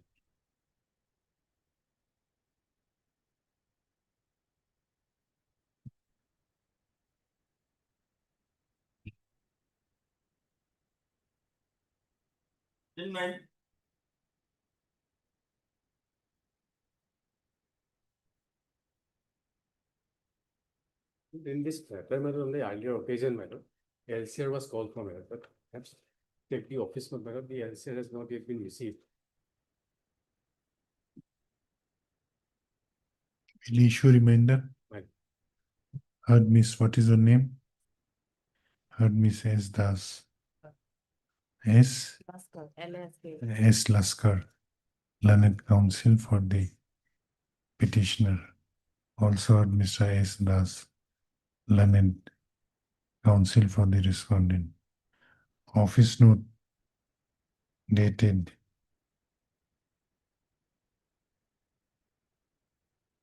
4/5/2026 does not indicate anything about the trial court records which were requisitioned. Trial court records were called for? Yes, madam. When?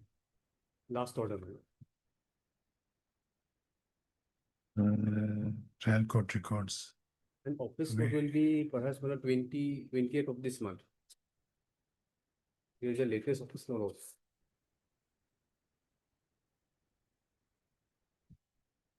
Okay. No. Office note dated, continue. Office note dated 22/5/2026 shows that the trial court records have not yet been received. Hence, let a reminder be issued to the trial court for records. Let this case be listed again on 19th of June. After vacation, it would have been. After vacation, 23rd of July.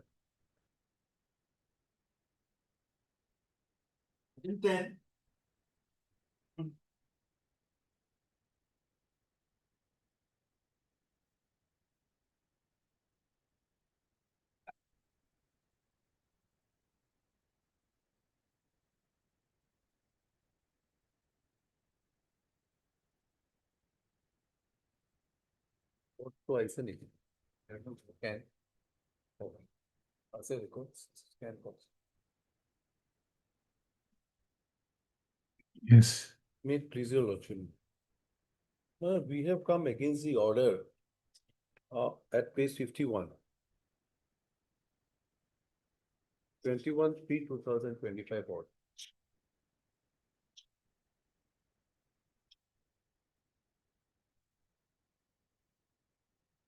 Lordship at page 51. Yes. This is order. This was a PRC case file which was registered by the ACA, Assam Cricket Association, my lord, against the ex-president and few of the members. Now, lordship will kindly see 51. Charge sheet was filed. Now, before that, showing to that order, please look into the charge sheet at page 39. I'll trouble that. And Now, thereafter, what this order says, please see the order. But before the order, your lordship goes to the order. That will be more convenient if your lordship looks at page 39. 39. 39 is a charge sheet has been filed at page 39. 39. Yes. Now, please see at page 42. 42. 42.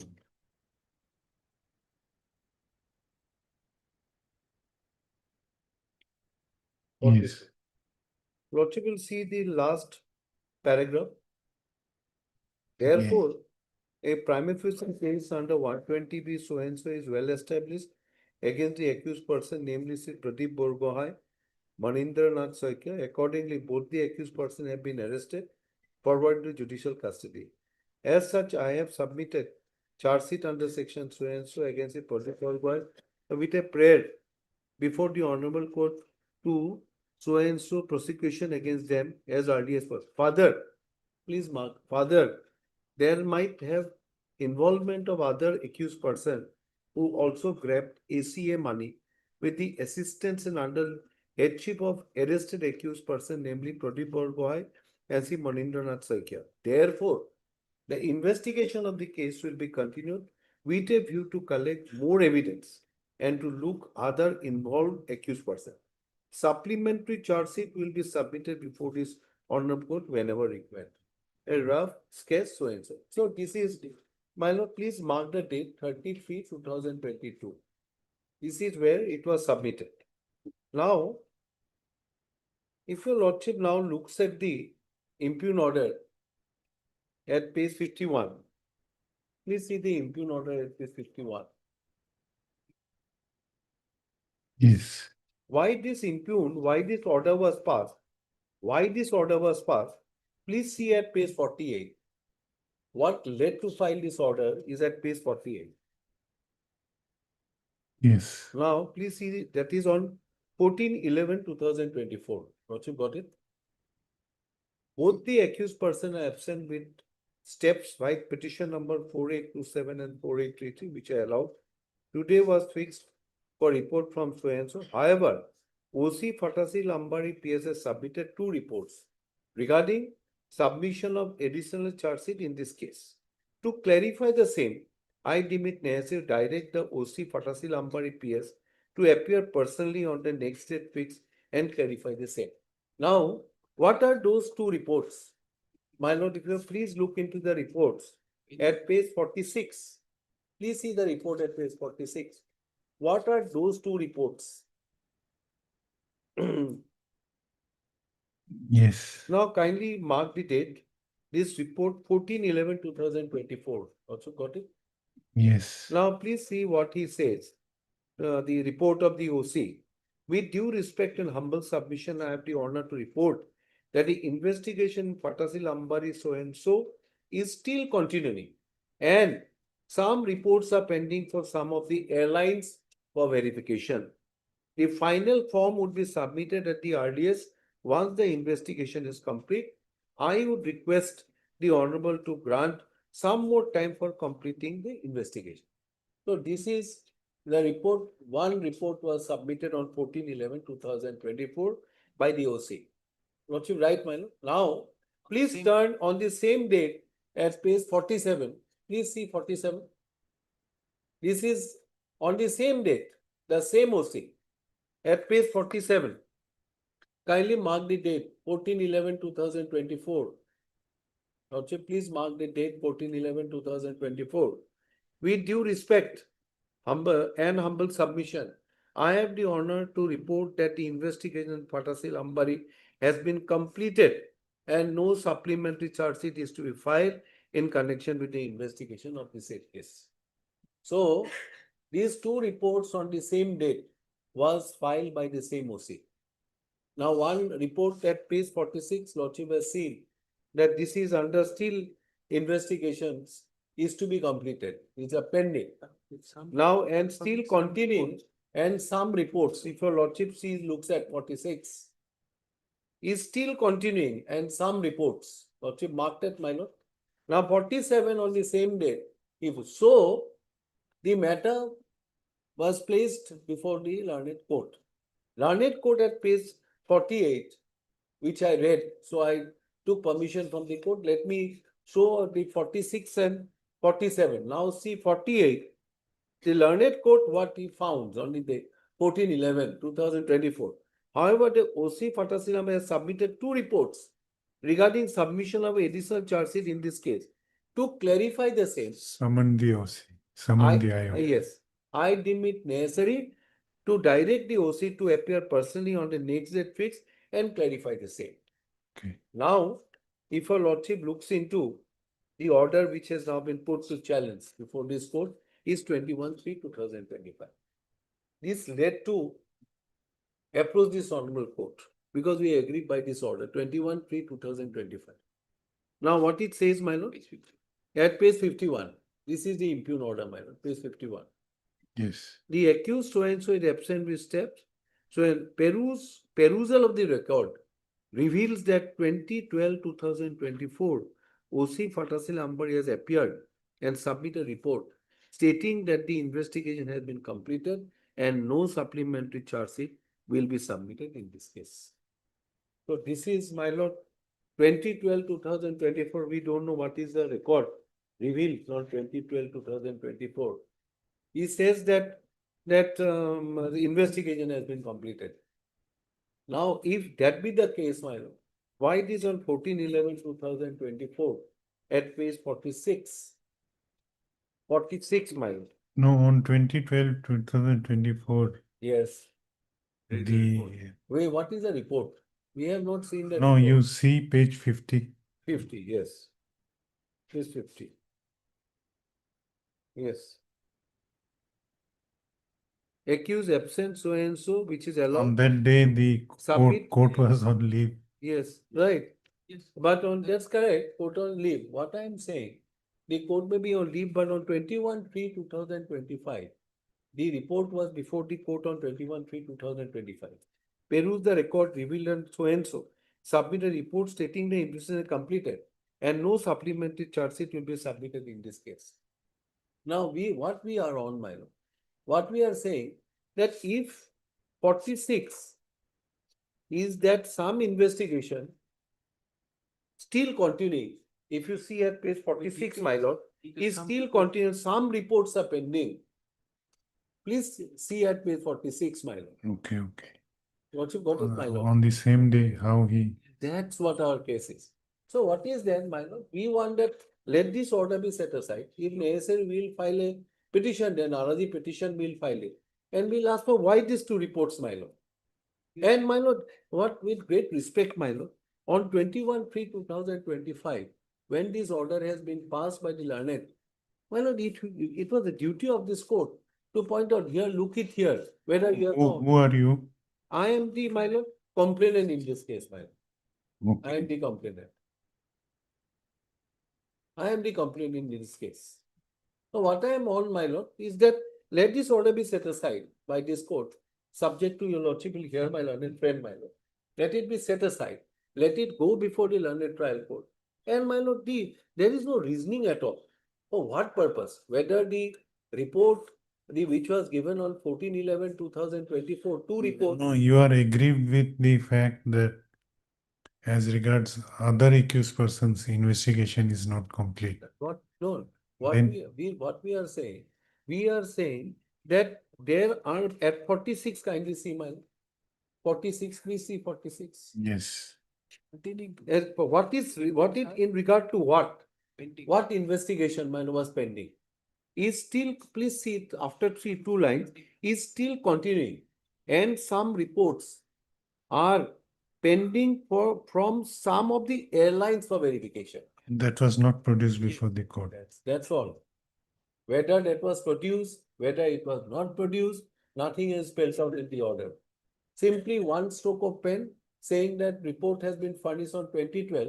Maybe on 2012 the learned court was not was on leave, but when the matter was taken on the next day, on 21/12/2025, we find, my lord, there is no reason at all.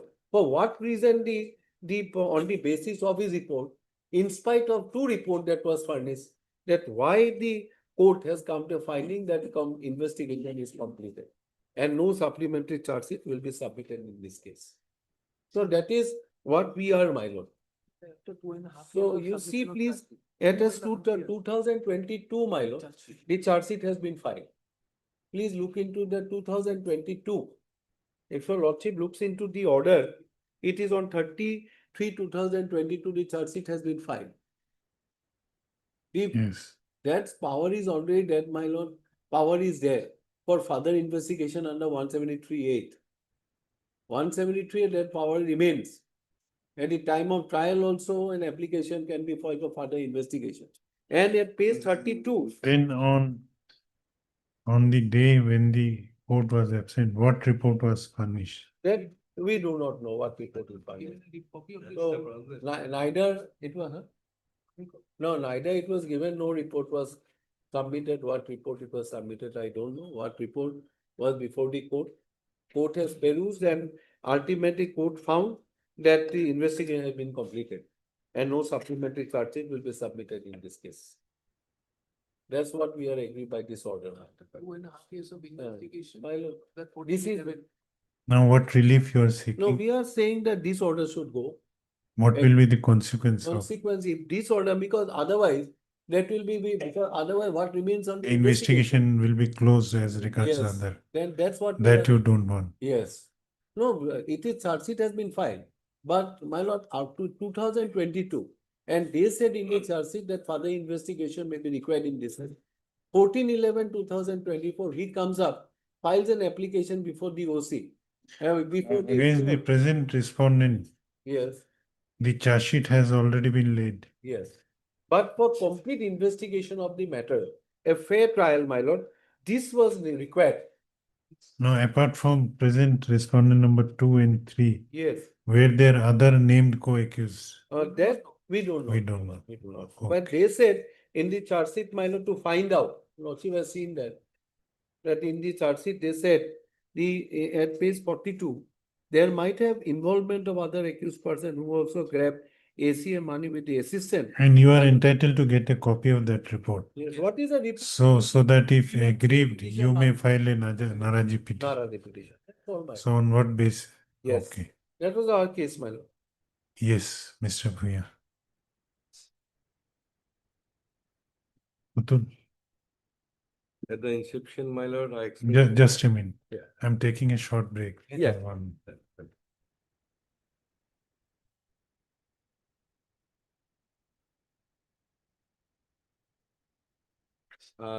For assisting with regard to this, that I could fulfill my desire with regard to coming to this profession, my lord. That this recognition with regard to seniorship, my lord. Yes, congratulations Thank to you. you. So, coming to the law with regard to this, further investigation is not a matter of right.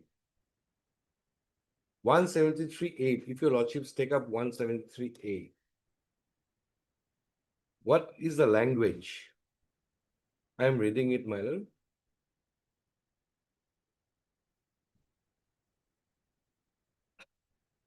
Yeah, please.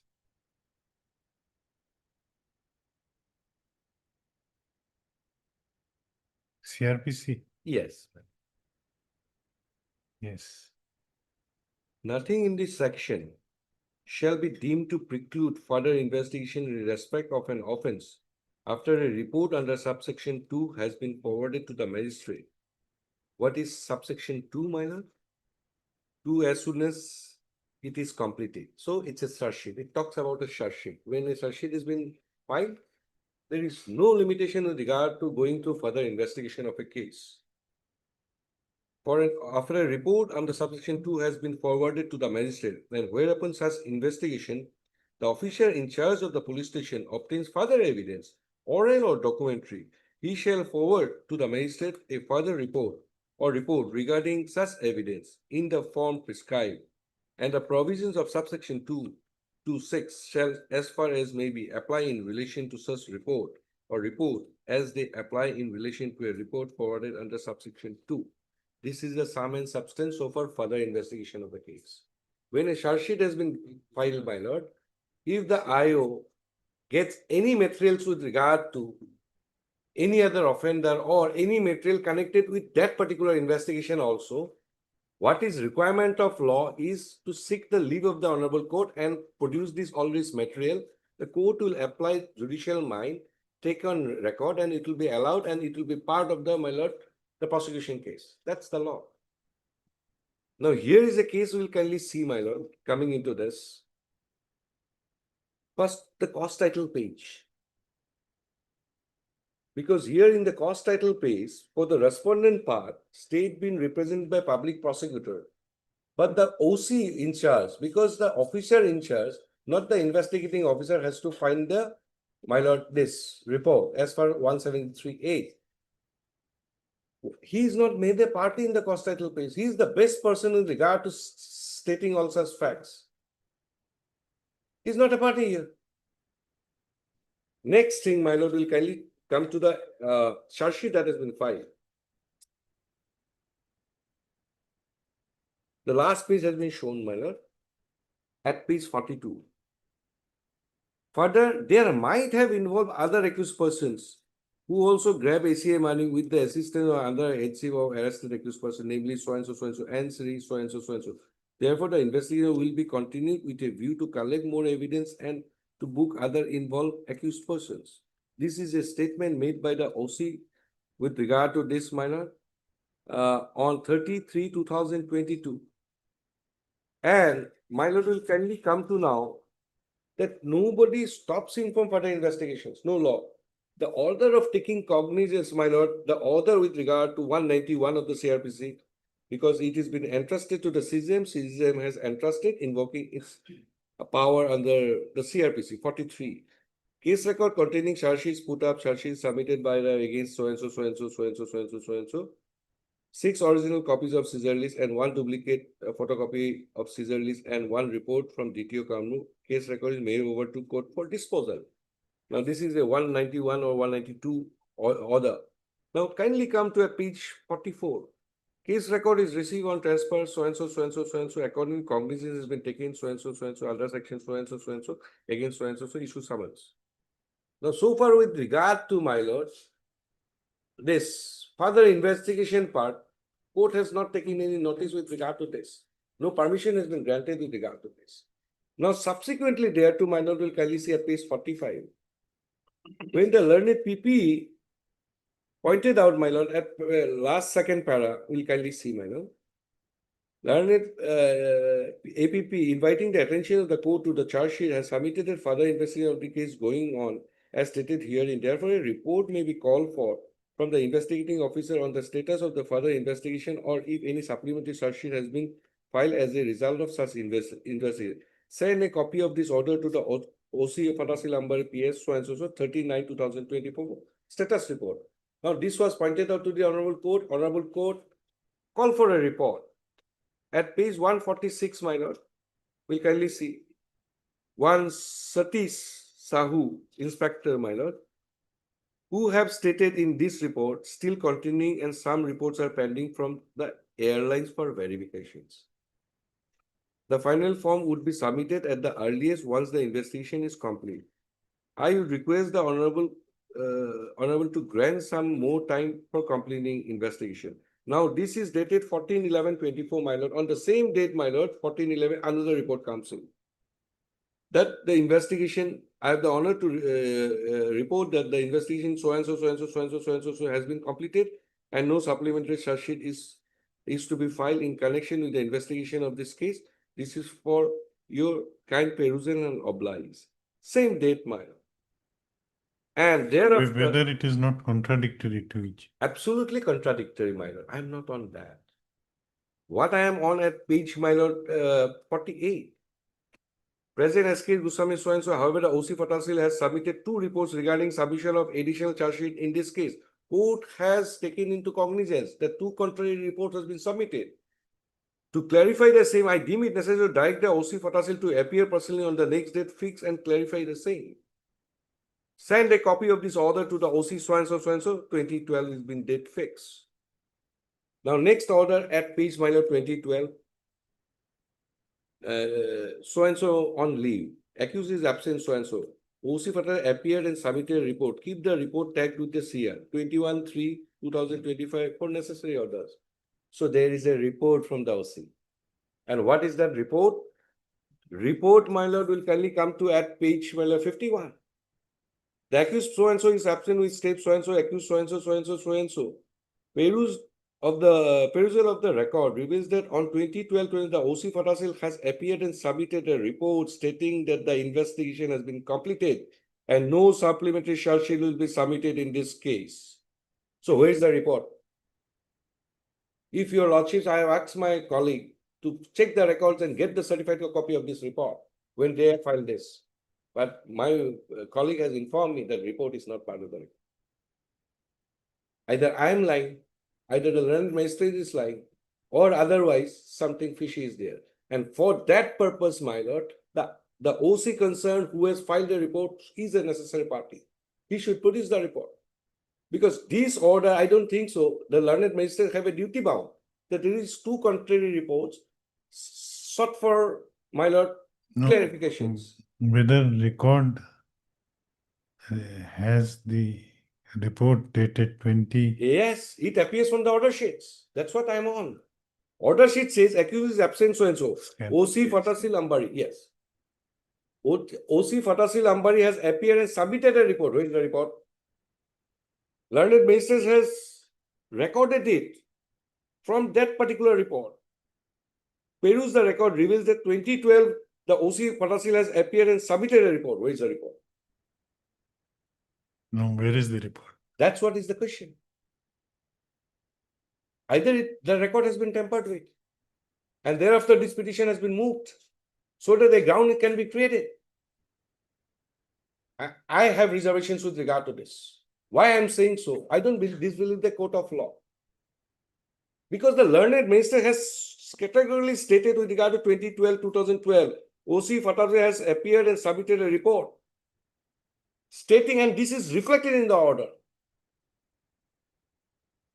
No, have you checked the? I have asked my colleague to check the record with 2012. She could not find out. This is serious. In the trial court record, is there any? I think so. Trial court record has been called for, my lord. Scan copy. Yes. Who is representing the state? Mr. Bushaw, have you gone through the records? You go through the record and find out whether is there. Regarding the part of the report, man. Whether on 2012-2024, Yes, any report has been filed by the Putuli record. You continue. Yeah. So what I am on, that here is a case wherein, my lord, in 2022, charge sheet has been filed. I am arraigned as an accused in this case. 4 years has elapsed. Now I am standing in the character of an accused. The informant have a right to file an FIR. And on the basis of an FIR, the charge sheet has been submitted. And till date, my lord, the case is not proceeding. And this has been a petition that has been filed wherein it talks about quashing of an order of a learned magistrate on the basis of a report. I don't find that report being part of the record.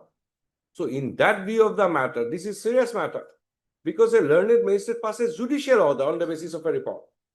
And that report has been missing from the record. And that report will speak in volume because it is not the prerogative of an informant how to investigate, what to not.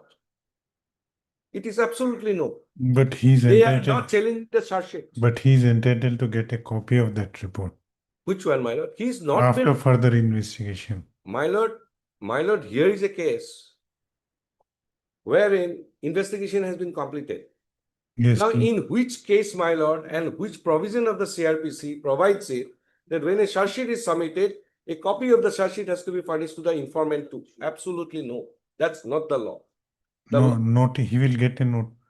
My He lord, has to be notified. notified, my That lord, final- in case of, my lord, Final report. form, Final report. final report. Yes. In this case, their case is that It's a charge sheeted case. after charge sheet, there was a further investigation. No, my lord. Absolutely no. Because it speaks in volume from the report itself. That one report said further investigation collecting some report from airlines. Yes. And subsequently on the we- same day, my lord said no final report, no further investigations. But in the first report filed on 14/11/2024. Two reports. The first report says that further investigation is still continuing Yes. and some reports are pending in respect of some Yes. matter for verification. Airlines for verification. So what Yes. happened to those? I don't know. How do I know, my lord? I am standing in the character of an accused. No, my query is, had there been any report, subsequent report, Yes.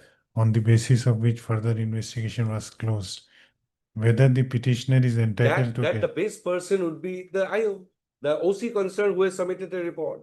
That's why I pointed to the cost title page. He should be made a party.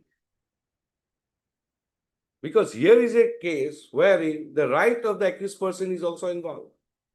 4 years has elapsed, no trial, nothing, not even copy has been submitted. What is your submission? My submission is very brief.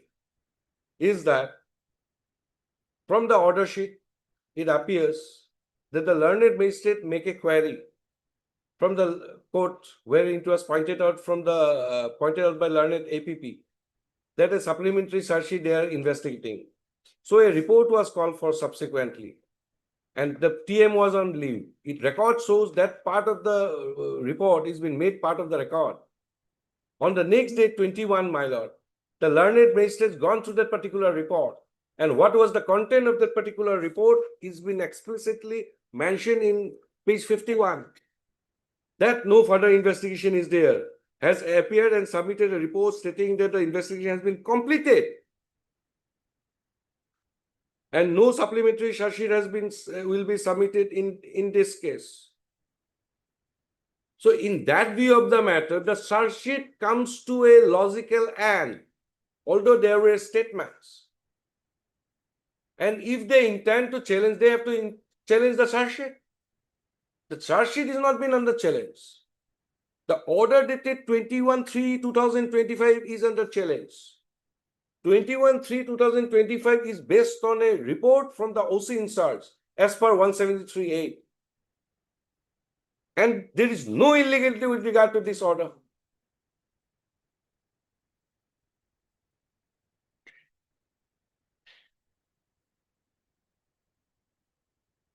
If they intend to for further investigation of the case, there is altogether a different procedure. That is not the prayer. Prayer is setting aside this order. What is the illegality about this order?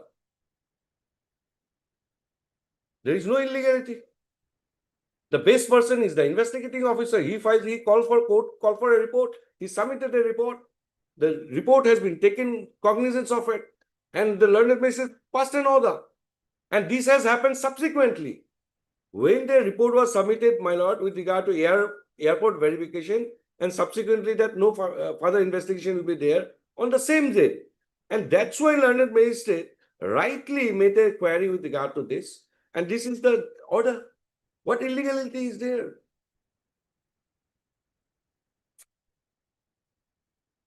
That is my sum and substance, my lord. There is no vested right over the informant, my lord.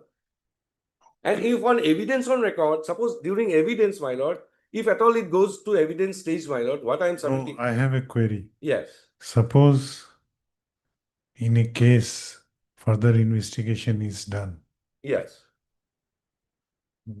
whether with the permission of the court or otherwise, yes, further investigation is continued. yes, And on a subsequent stage, my lord. IO reports to the court that Yes, nothing has been found in further investigation. yes, No additional charge sheet is required to be filed. right. Then whether the informant has to be notified regarding the conclusion of further investigation. Absolutely no, my lord. The law with regard to this is explicit, my lord. So far an investigation part is there, the informant or the person aggrieved or any other witnesses has a right to be investigated and their statement and part of the investigation. That's all. It is the prerogative of the investigating officer who filed the charge sheet or who files a final report. When final report is submitted, my lord, then a notice is to be given that why this final report is not required to be accepted. And then the Narazgi petition comes into play. Here is a case wherein my lord charge sheet has been submitted against me and another, and that has been taking cognizance of it. Subsequently, APP has pointed out that further investigation, the learned magistrates call for a report, and the report says specifically that no further investigation, nothing has been done, and nothing is there with regard to this. Investigation is completed. In that case, my lord, There is no requirement of law, because in each and every provisions, my lord, further, my lord, for consideration charge, there are many stages. For consideration of charge, whether informant has to be heard. No, others, CRPC. Charge frame, whether he has to be heard. No, absolutely. My query is specific. Yes, my lord. So far, final form is been submitted. He will come to he can participate, he can observe the proceedings and everything. But when the summons goes to him as a witness, he has to come and depose before this honorable court, and he will be subject to cross examinations. That's all. Yes. We will continue at 2. At 2. Yes. My lord, may I pray for lordship's indulgence with regard to Passover item number 27 and 28, my lord. I have taken consent from all the concerned parties, my lord. What is the prayer? My lord, item number 27 and 28, both are analogous matters, my lord. My lord, both the matters are for hearing. Matter may be passed over and fixed after the vacation, my lord. All the parties have conceded for this. You are for? I am for respondent number 2 in item number 28, my lord. And Mr. D.K. Buddhu, learned counsel for the respondent. Number 2, who prays for adjourning the present matters. He submits that he has informed learned counsel for the other sides regarding his prayer, who does not have any objection to the same. Hence the prayer is allowed. Let the matter be listed after 3 weeks on a date to be fixed by registry. Keep your prayer. Yes. One thing I have to point out, my lord, just 2 minutes I will take, my lord. So far, with regard to the submission of my learned senior colleague of mine, with regard to filing of Narazgi petition. Now, my lord, so far investigation is concerned, when investigation culminates that no case is been made out, or otherwise that case is made out, but these accused persons are not involved, so final report comes in, my lord. In that case, the person aggrieved, who is the informant of the case, have a right to audience, right to be heard. Yes. So a notice is issued, he can file a Narazgi petition. And thereafter, learned court may apply judicial mind, hear the side, and thereafter pass appropriate order. In that case, I am not standing in the character of an accused. That is the situation wherein Narazgi petition comes in. My lord, Narazgi petition is a stage wherein the accused, although been final report has been submitted, he doesn't have a right to come in and participate so far Narazgi petition is concerned. If the court decides after hearing the informant that the case has been made out or otherwise it needs further investigation, then it can be sent to for further investigation, or otherwise if the learned magistrates come to a finding that from the final report from the statement of witnesses no case is made out, he can even accept the final report and rejecting the Narazgi petitions. Am I clear, my lord? Here is a case wherein charge sheet has been submitted against 2 persons. Cognizance has been taken. Now, suppose in a given situation, a charge sheet has been submitted against 5 persons. Now, the learned magistrate applies judicial mind, my lord, at the time of taking cognizance. Cognizance word is never been defined in the whole of the court or in the IPC or Evidence Act. By judicial pronouncement, it means application of judicial mind. So if it applies its judicial mind, 5% are charge sheeted, and the learned magistrate see to it that 2 against 2 there is no material. The learned court may take cognizance against 3% having materials on record, and thereafter proceed with the case. For that stage, my lord, giving a notice to the informant is not required. Apart from the during enquiry stage, this is an enquiry stage wherein the case was fixed for supplying copies to us. Now, in this stage, my lord, wherein 2 conflicting report on the same day comes in, one says that further investigation, one says the investigation is over.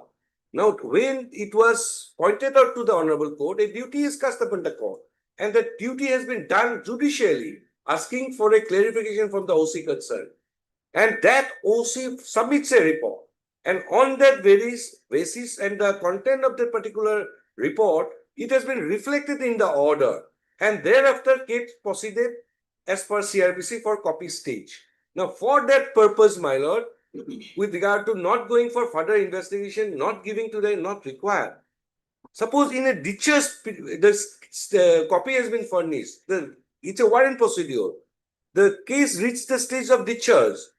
The right to audience with regard to accused in a warrant procedure is there. Now, in that given circumstances, the court hears 5 accused persons are standing the trial. Against 1, the court is convinced that no case has been made out with regard to framing of charge. Court will discharge. No notice is required. Am I clear, my lord? Yes. Yes. And here, my lord, will kindly see, this is very important. 173.8, my lord, the language is absolutely clear with regard to further investigation. Now, the new code comes into, my lord, in the meantime, new code comes there. They have introduced 173, my lord, 173.8 was there. Now, new law has been made, my lord, and rightly it has been made. And that provision is 9. Old code is, my lord, 173 is 193 as per the new code. Now, in the new code, 9 has come into play, my lord. Why it has been done? Because protected trial infringes the right under Article 14, my lord, and Article 21. The new law says, my lord, I am reading it, 193.9, 193.7 is with regard to further investigation. Nothing in this section shall be deemed to preclude further investigation in respect of offence after a report under subsection 3 has been forwarded to the magistrate, and thereupon such investigation the officer in charge of the police station obtains further evidence, oral or document, he shall forward to the magistrate a further report or reports regarding such evidence in the form as the state government may by rules provide, and the provisions of subsection 3 to 8 shall as far may be apply in relation to such report or reports as that they apply in relation to a report forwarded under subsection 3. Now, provision, my lord, that has been added in that new law. Why? Provided that further investigation during the trial may be permitted with the permission of the court trying the case, and the same shall be completed within a period of 90 days, which may extend with the permission of the court. Am I clear? Yes. It has been made time bound. It will not go infinite. The right of the accused is involved. And this is not the end.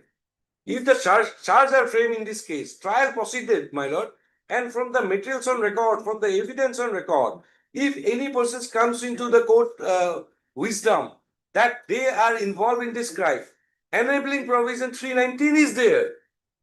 So right to notice for filing Narazgi petition in a discharge stage or during the enquiry stage after cognizance has been taken, my lord, would be too stretch, my lord, and I rely on two judgments. That is, my lord, yes, there are two judgments, my lord.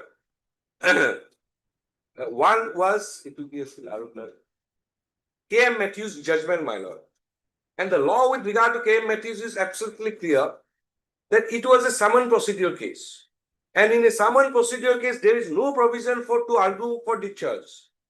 But even then, the court entertained it and thereafter discharged the accused person. And that was the law going on. No, discharge stage is not, has not come in this case. No, my lord, what I am on a different point of view. What Supreme Court said with regard to this. In a summon procedure case, there is no provision for discharge. Even the learned court below allowed it. And after hearing it, discharged the accused persons. Now, this has been, my lord, taken up by Adalat Prasad. That Adalat Prasad judgment is, my lord, 2004 7 SCC 33A.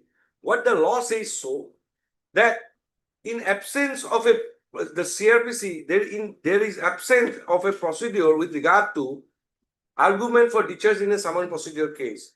If a learned magistrate takes cognizance of it, rightly or wrongly, only remedy is available by of a revision or quashing. The court cannot legislate. That is the judgment, my lord. And as such, that particular K.M. Matthews becomes bad in law thereafter. So what I am on, the CRPC provision with regard to the enquiry stage, my lord, there is no provision with regard to giving a notice, my lord, to the informant with regard to this. Further, my lord, with regard to discharge also there is no provision. With regard to taking cognizance and thereafter against some of the accused person and leaving out some of the accused person, there is no provision for giving notice to the informant. So what I am on, that the order that is under the challenge and the charge sheet is not under challenge, order of taking cognizance is not under challenge, and the learned magistrate's order is based on a report which is missing from the record. The order itself explicitly says that the report says that the OC concerned that no further investigation is required in this case, and as such case proceeded. So there is no illegality in this order. That's my respectful submission, my lord. Yes, Let me apply Mr. that. And this K.M. Matthews case, it 1992 15 SCC 217.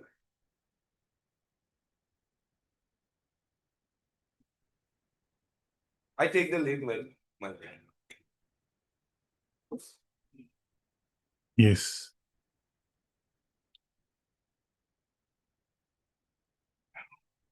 Your Lordship, I adopt the arguments made by my learned senior in this case. Not only facts of the case, Your Lordship, only one page, Your Lordship, may kindly, page 44 of the petition.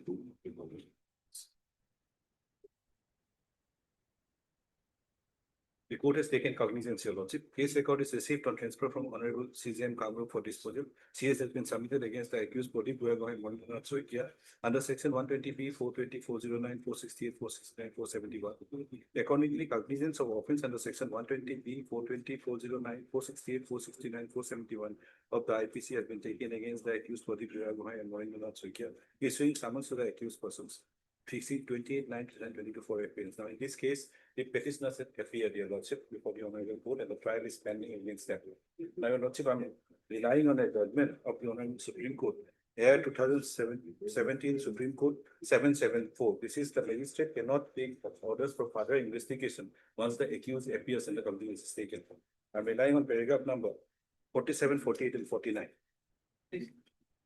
Air 2017 Supreme Court 774.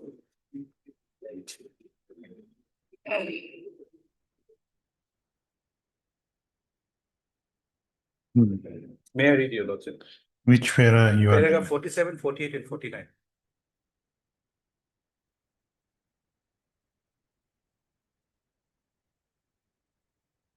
Your Lordship, whatever. This is Amrut Bhai, Sambhu Bhai Patel versus Suman Bhai, Kanti Bhai Patel. May I read, Your Lordship? Paragraph 47. Yes. On an overall survey of the pronouncement of this court on the scope and purport of section 173(8) of the code and the consistent trend of explication thereof, we are thus disposed to hold that though the investigation agency concerned has been invested with the power to undertake further investigation desirably after ignoring the code thereof, before which it has submitted. Mr. Deori, you have to be little louder. What? I'm reading again. On overall survey of the pronouncement of this code on the scope and purport of section 173(8) of the code and the consistent trend of explication thereof, we are thus disposed to hold that though the investigating agency concerned has been invested with the power to undertake further investigation desirably after informing the code thereof, before which it has submitted its report and obtaining its approval, no such power is available thereof to the learned magistrate after cognizance has been taken on the basis of the earlier report, process has been issued and accused has entered appearance in response thereto. At that stage, neither the learned magistrate suo motu nor and on an application filed by the complainant informant be a direct further investigation. Such a course would be open only on the request of the investigating agency and that too in circumstances warranting further investigation on the detection of material evidence only to secure fair investigation and trial, the light purpose of the adjudication in hand. The unamended and the unamended subsection 8 of section 173 of the code, if read in justification, would overwhelmingly attest that by the letter, the investigating agency officer alone has been authorized to conduct further investigation without limiting the stage of the proceeding related thereto. This power, qua the accused investigating agency officer, is thus legislatively intended to be available at any stage of the proceeding. The recommendation of the Law Commission in its 41st report, which manifesting heralded the amendment significantly, had limited its proposal to the empowerment of the investigating agency alone. In contradiction, section 156, 190, 200, 202, 204 of the CRPC clearly outlines the power of the magistrate and the courses open for him to charge in the matter for directing investigation, taking of cognizance, framing of charge, etc. Though the magistrate has the power to direct investigation under section 156(3) at the pre-cognizance stage, even after a charge sheet or a closure report is submitted, once cognizance is taken, kindly note, once cognizance is taken and the accused person appears pursuant thereto, he would be bereft of any competence to direct further investigation, either suo motu or acting on the request or prayer of the complainant informant. The direction for investigation by the magistrate under section 202 while dealing with the complaint, though it is at the post-cognizance stage, it is in the nature of inquiry to derive satisfaction as to whether the proceeding initiated ought to be furthered or not. Such a direction for investigation is not in the nature of further investigation as contemplated in section 173(8) of the code. If the power of magistrate in such a scheme emphasized by the CRPC to order further investigation, even after cognizance is taken, accused persons appear and charges framed is acknowledged or approved, the same would be discordant with the state of law as enunciated by this code and also the relevant layout of the CRPC enumerated herein above. Additionally, had it been the intention by the legislature to invest such a power, in our estimate, section 173(8) of the CRPC would have been worded accordingly to accommodate and ordain the same having regard to the backdrop of the incorporation thereof. In a way,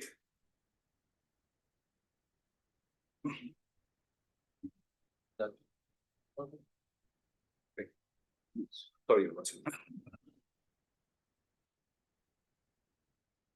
Accordingly, additionally, it had been the intention of the legislature to invest such power. In our estimate, section 173(8) of the CRPC would have been worded accordingly to accommodate and ordain the same having regard to the backdrop of the incorporation thereof.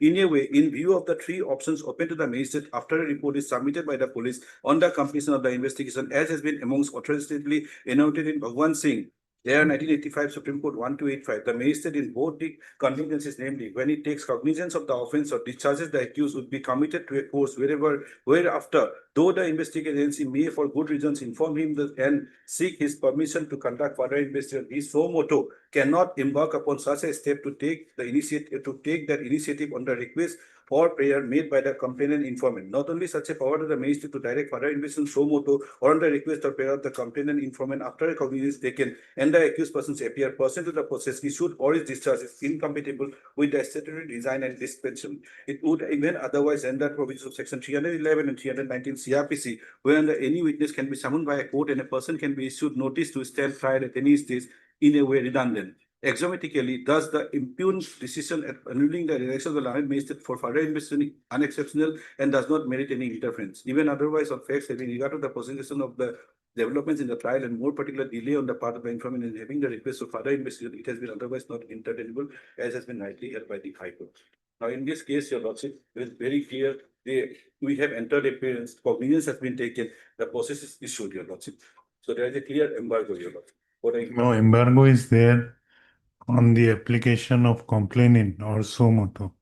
But here the case is different. Here the investigating officer himself prayed for further investigation while submitting the earlier charge sheet. Yes, Your Lordship. But in this case, Your Lordship, the petition has been filed by the informant. The informants are the party in this case. In which case? The petitioners are the informant, Your Lordship, in this case. The petitioners are the informant in the. But they have not prayed for further investigation. Their only grievance is once further investigation has been started, they are entitled to get notice. And on what basis the report was accepted by the magistrate. In my respectful submission, Your Lordship, the submitting of a charge sheet is an administrative order, Your Lordship. May I take Your Lordship to a judgment? 2002 Criminal Law Journal 1754. No, what you want to submit?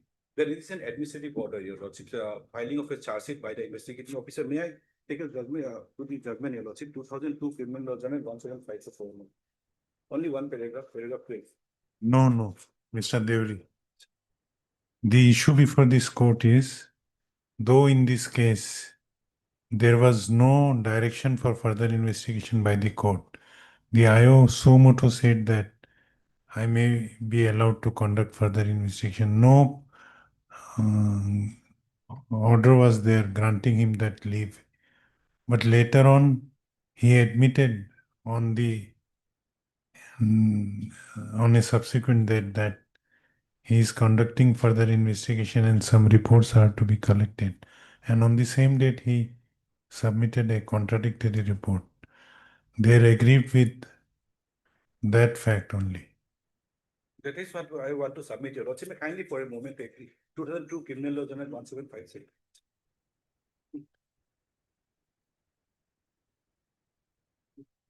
Only one paragraph, paragraph 12.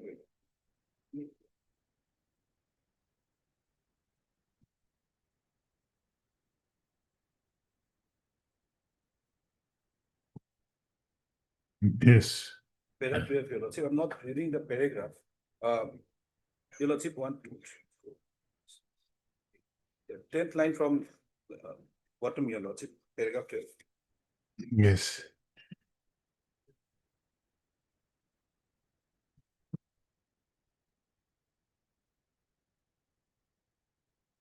I have.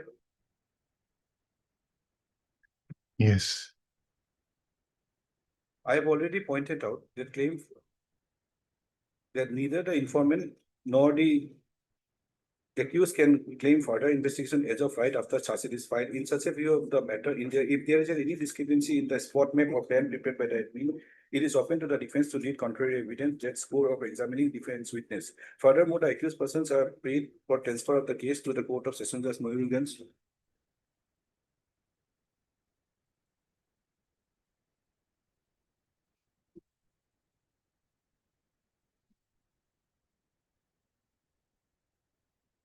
That is not the question. This is AIR 1960. I'm so sorry. Point I want to AIR 1960. Bombay 240. Para 10. Sorry.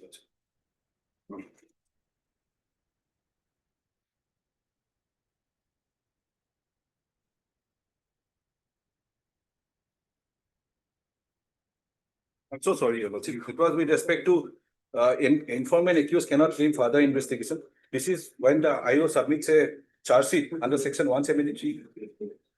It's an administrative order and not a judicial order. And as such, no addition is, no revision is available. Your Lordship may kindly peruse paragraph 10. Yes. The next case to which our attention was invited in Ram Shankar versus State of Heirs of 1956, Allahabad 525. In that case, the Allahabad High Court took the view that an investigating officer is required by section 173 of the code to submit a charge sheet. But this does not render his act of submitting a charge sheet a judicial act. A court has no judicial control over investigation and over the manner, the circumstances in which an investigation officer making his report under section 173 and an investigating officer's act is wholly administrative, and there is nothing to prevent his submitting another report in suppression of an earlier one. Good. The submission of a charge sheet in my respectful submission, Your Lordship, is the prerogative of the investigating officer. On one hand, they say that they want to continue further investigation. On the other hand, they say the same person, Your Lordship, he submits a report where he says that he doesn't want to continue further investigation. That means the investigation is complete, Your Lordship. Now, in my respectful submission, the informant, Your Lordship, cannot file a case paying that particular order by which they have stated, Your Lordship, the order is at 21/3/2025.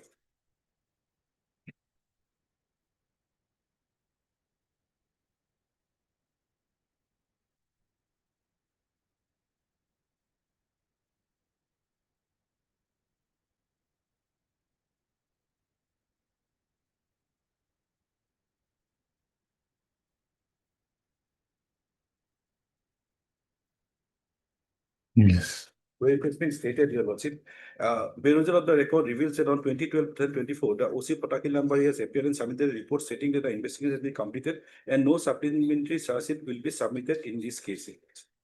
So it is very clear. It is the investigating officer, definitely more clear also. Okay, yes. And their prayer, Your Lordship.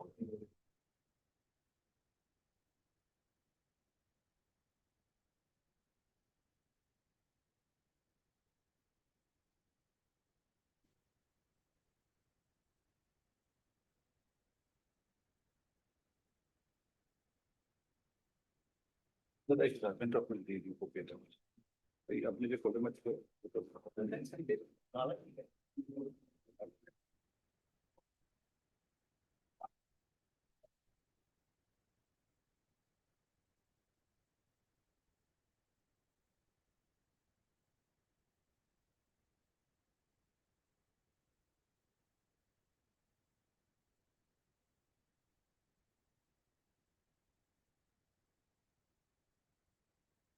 also kindly peruse their prayer, Your Lordship. Yes. What they had prayed for. They are praying that the order dated 21/3/2025, passed by the learned subdivisional judicial magistrate, Sodor number 1, Kamrup Metro in PRC case number 1881/2022, and the police report dated 14/11/2024 issued by the officer in charge, Pataki Lambai Police Station, should be set aside in cost. So in my respectful submission, Your Lordship, the petitioners, who being the informant, do not have the local standard to file this petition. Okay. I'll just give a reply for 1 second, then my learned friend, Mr. Kostov, is appearing in this case. I'll just give a reply to this, my lord. From Mr. Bhuya also. Mr. Bhuya's reply. Yes. I want to give in 2-3 points where he first raised. He first raised that where is the copy of the order? It appears fishy. So, my lord, this comments is not required because your lordship has to look into it because we don't know whatever reports. He can't, my lord, like accusing somebody that report is missing, where it is missing. He wanted to say that. My lord is looking into this matter. How we know what is the report? We don't know. We can say also a lot of things against the accused. What about that report? So this type is not required at this moment. Second, my lord, we did not have to make OC as a party. We are not raising any allegation against OC. We have to raise some allegations. We are not raising. But you are saying we are against an order that has been passed by learned magistrate. That was not considered. Now, bigger issue, your lordship is asking again and again whether I am entitled to get report or not.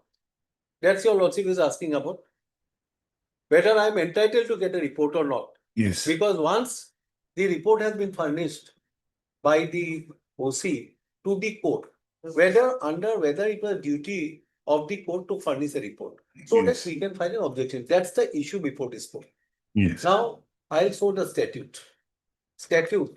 These judgments are of course there. Statute makes it very clear. Kindly see 173, my 173.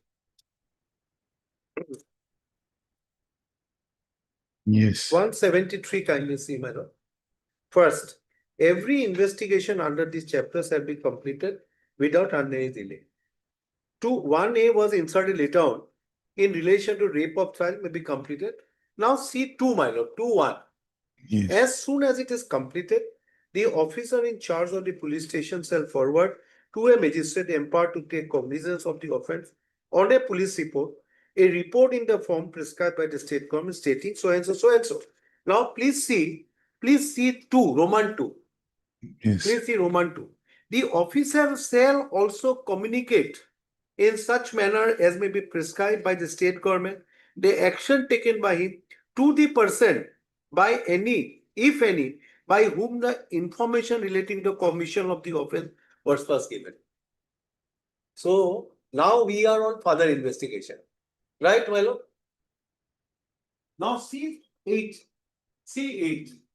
Nothing in this section shall be deemed to preclude further investigation respect of an offence after a report under subsection 2 has been forwarded to the magistrate, and whereupon such investigation the officer in charge of the police station obtains further evidence, oral or documentary, he shall forward to the magistrate a further report or reports regarding such evidence in the form prescribed, and the provision, please mark, and the provision of subsection 2 to 6 shall, as far as may be, apply in relation to such report or reports as they apply relation to a report forwarded in subsection. So in case of further investigation also, the informant has to be. That's our case file. So under the statute, judgment, my lord, later on will come. The statute is very clear that the informant. But then you will be only entitled to get a report. There. But order remains But no. If I'm after hearing you. hearing me, and if necessary, I will file an RRE petition there itself. My lord, furnishing such report will not suffice. Now, the concept, my lord, of a fair investigation is not only applicable to an accused, it is also applicable to a victim also. Now, one judgment of the Supreme Court. No. Please see the judgment. Yes. Please see the judgment. My lord, I think the text has been citation given. Is 10 sports 2000 2004 5 SCC 347. Yes. Now please see paragraph 13. Para 13. What is para 13? Para 13. Yes. In Ramlal Narang versus State of Delhi, it was observed by this court that further investigation is not altogether ruled out merely because cognizance has been taken by the court. So what my learned friend said, that is absolutely incorrect. Now, trial court. When defective investigations come to light during the course of trial, it may be cured by further investigation. If circumstances so permit, it would ordinarily be desirable and all the more so in this case, the police should inform the court and seek formal permission to make further investigation. When fresh facts come to light, instead of being silent over the matter, keeping in view only the need for an early trial, since an effective trial for real or actual offences found during course of proper investigation, it is as much relevant, desirable, and necessary as an expeditious disposal of the matter by the court. Now let's put a pause for a moment, my lord. If you see the order of 1411, 2024, kindly see please connect to this case for a moment and see at page 44. And I will again read that. Please see 1411 at page 46. Please see 46. Yes. And see this, my lord. 46. Yes. With due respect, so and so is still continuing, and some reports are pending from some of the airlines for verification. Now, my lord, this is what they found. The further investigation, they found these reports are pending from some airlines for verification. It is necessary for adjudication of this matter. Now we read this, my lord. Again, my lord, para 13, where I stop, my lord. further investigation, Lordship, got it? Yes. Where the fresh facts comes to light, instead of being silent over the matters, keeping in view only the need for an early trial, since the effective trial for real or actual offences found during course of proper investigation is as much relevant, desirable and necessary as an expedient disposal of the matter by the court in view of the aforesaid position in law. If that is necessary for further investigation, same can be certainly done as prescribed by law. The mere fact that there may be a further delay in concluding a trial should not stand in the way of further investigation, if that would help the court in arriving at the truth and do real and substantial as well as effective justice. We make it clear that we have not expressed any final opinion on the merit of the case. So if this pilot airline verification is required for proper fair adjudication of the matter, for end of justice to come out at a truth, pilot, why it should not be, why this should be closed. And if the reports, my lord, has been furnished to us, the situation would have been different. This is the report, and we could have said that I am filing a petition, objects and petition to this. That opportunity was not given as provided under 173, my lord, 8 for further investigation. That will apply same as regard 173(2). Yes. Normally, my lord, 173(2), normally with great respect is not been followed. Why to serve a copy to the informant? Normally, in a remand, your lordship has seen, in normally case of remand, the magistrate has to write there why remand is required. Normally, mechanically, there we don't see, my lord. When we read the remand, normally under the provision, under the statute, you have to write the reasons. Otherwise, that also you can put to challenge. Yes, that is the statutory requirement. Yes, correct. That's what I am saying, my lord. Even it is required, normally it is not been served. But under 173, it is very clear, same will apply so far as 173(8) is concerned, which is 173(2) from 2 to 6. So, my lord, statute makes it very clear.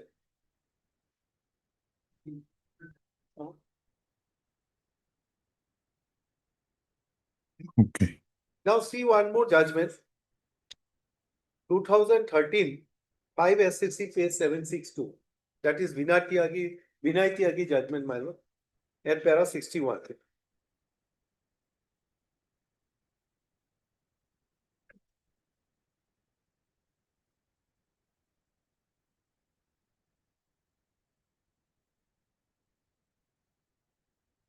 At para 61, my lord.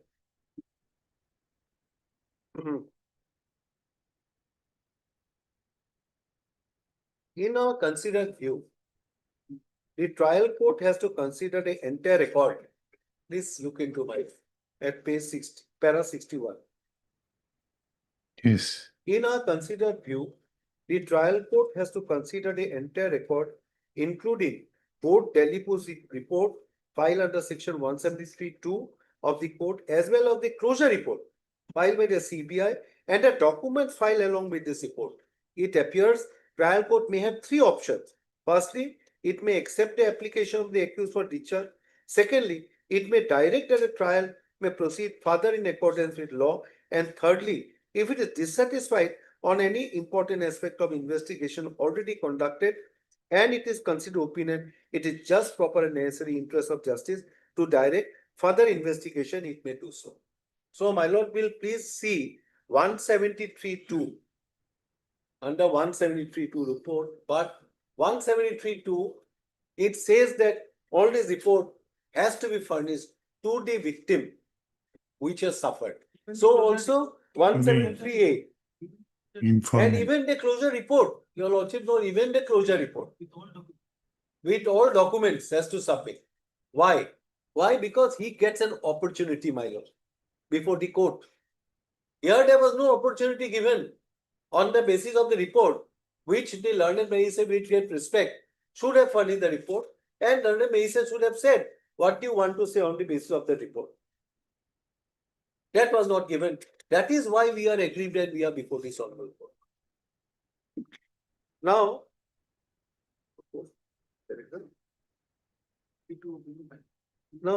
please see one judgment of another judgment, Vinu Bhai, Hari Bhai, my lord, 2019, 17 SCC, my lord. 1. See paragraph 42, my lord. Hmm.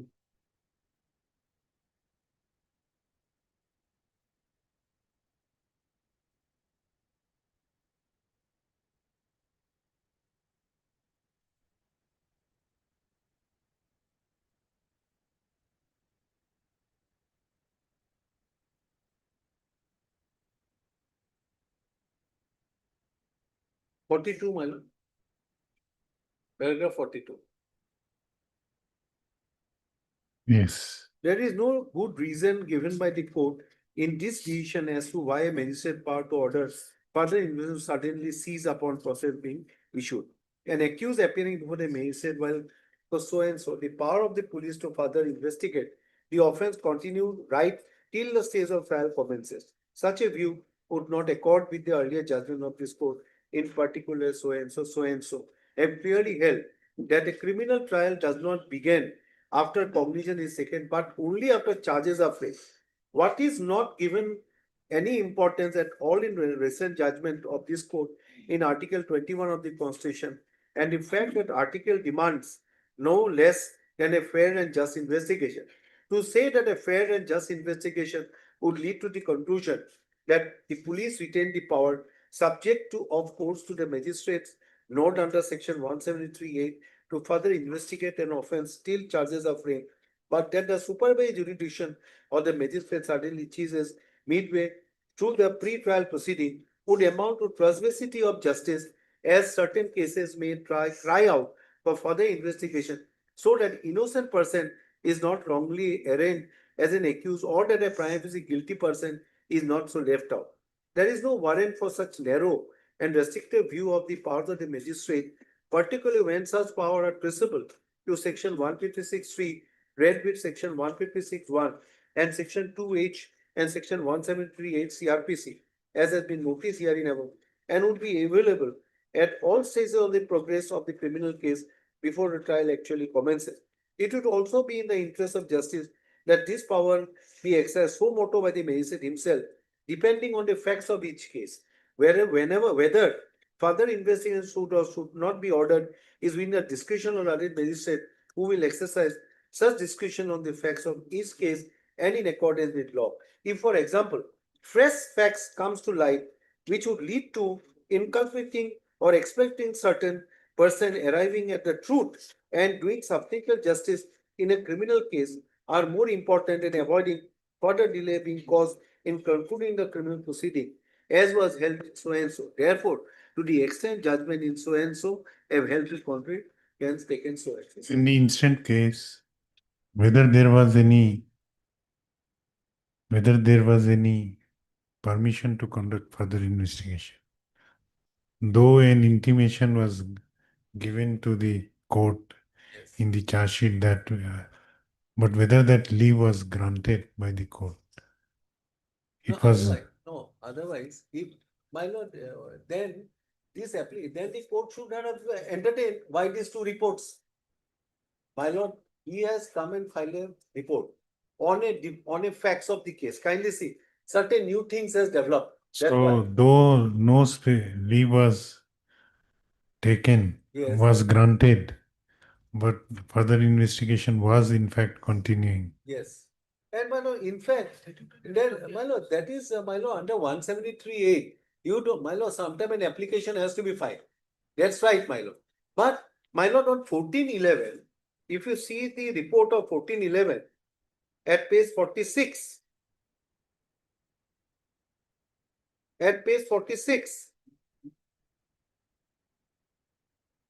investigation is still continuing.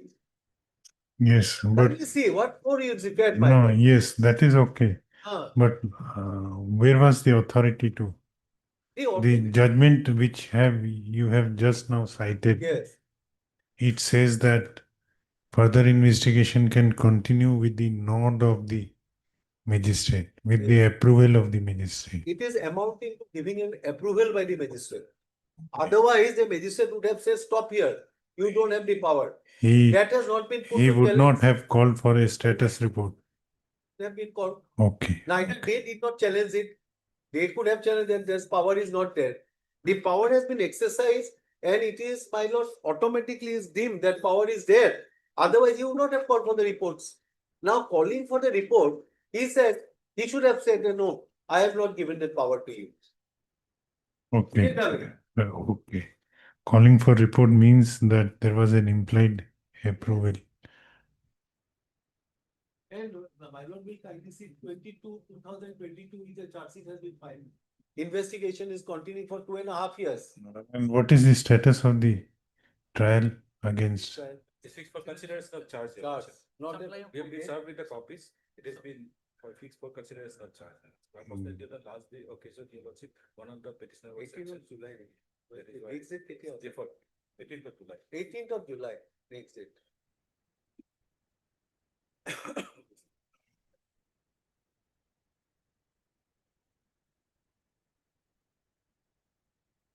Okay, so your grievance mainly is that without notifying you, the further investigation was stopped. There are two things here, man.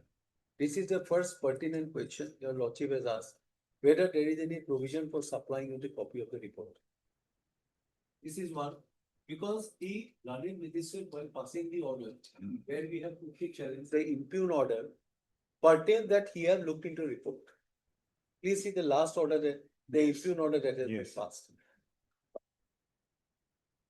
He has mentioned in the order that he has perused the report. So whether now the issue is whether I'm entitled to the copy of the report to be served. Yes, you are in. If I am entitled under the statute, the report to be submitted to me, then also I am entitled to file an objection to it. Option is with me, my lord.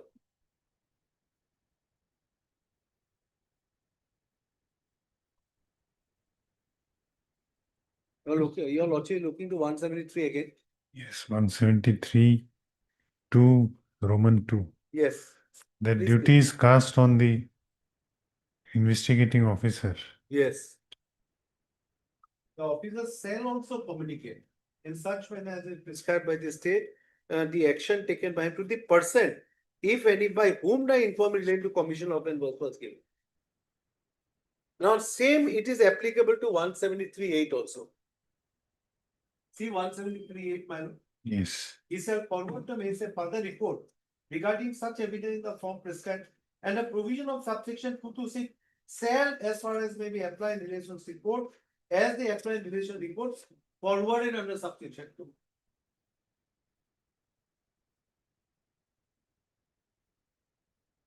So they can't say that I don't have a right of audience in this case. What they want to say, you don't have any right of audience in this case. Where is your locus? That is to be decided by this. And now, my lord, judgment will only come later on when this provision has been interpreted by the Supreme Court. 173(2) makes it very clear. The report shall have to be furnished.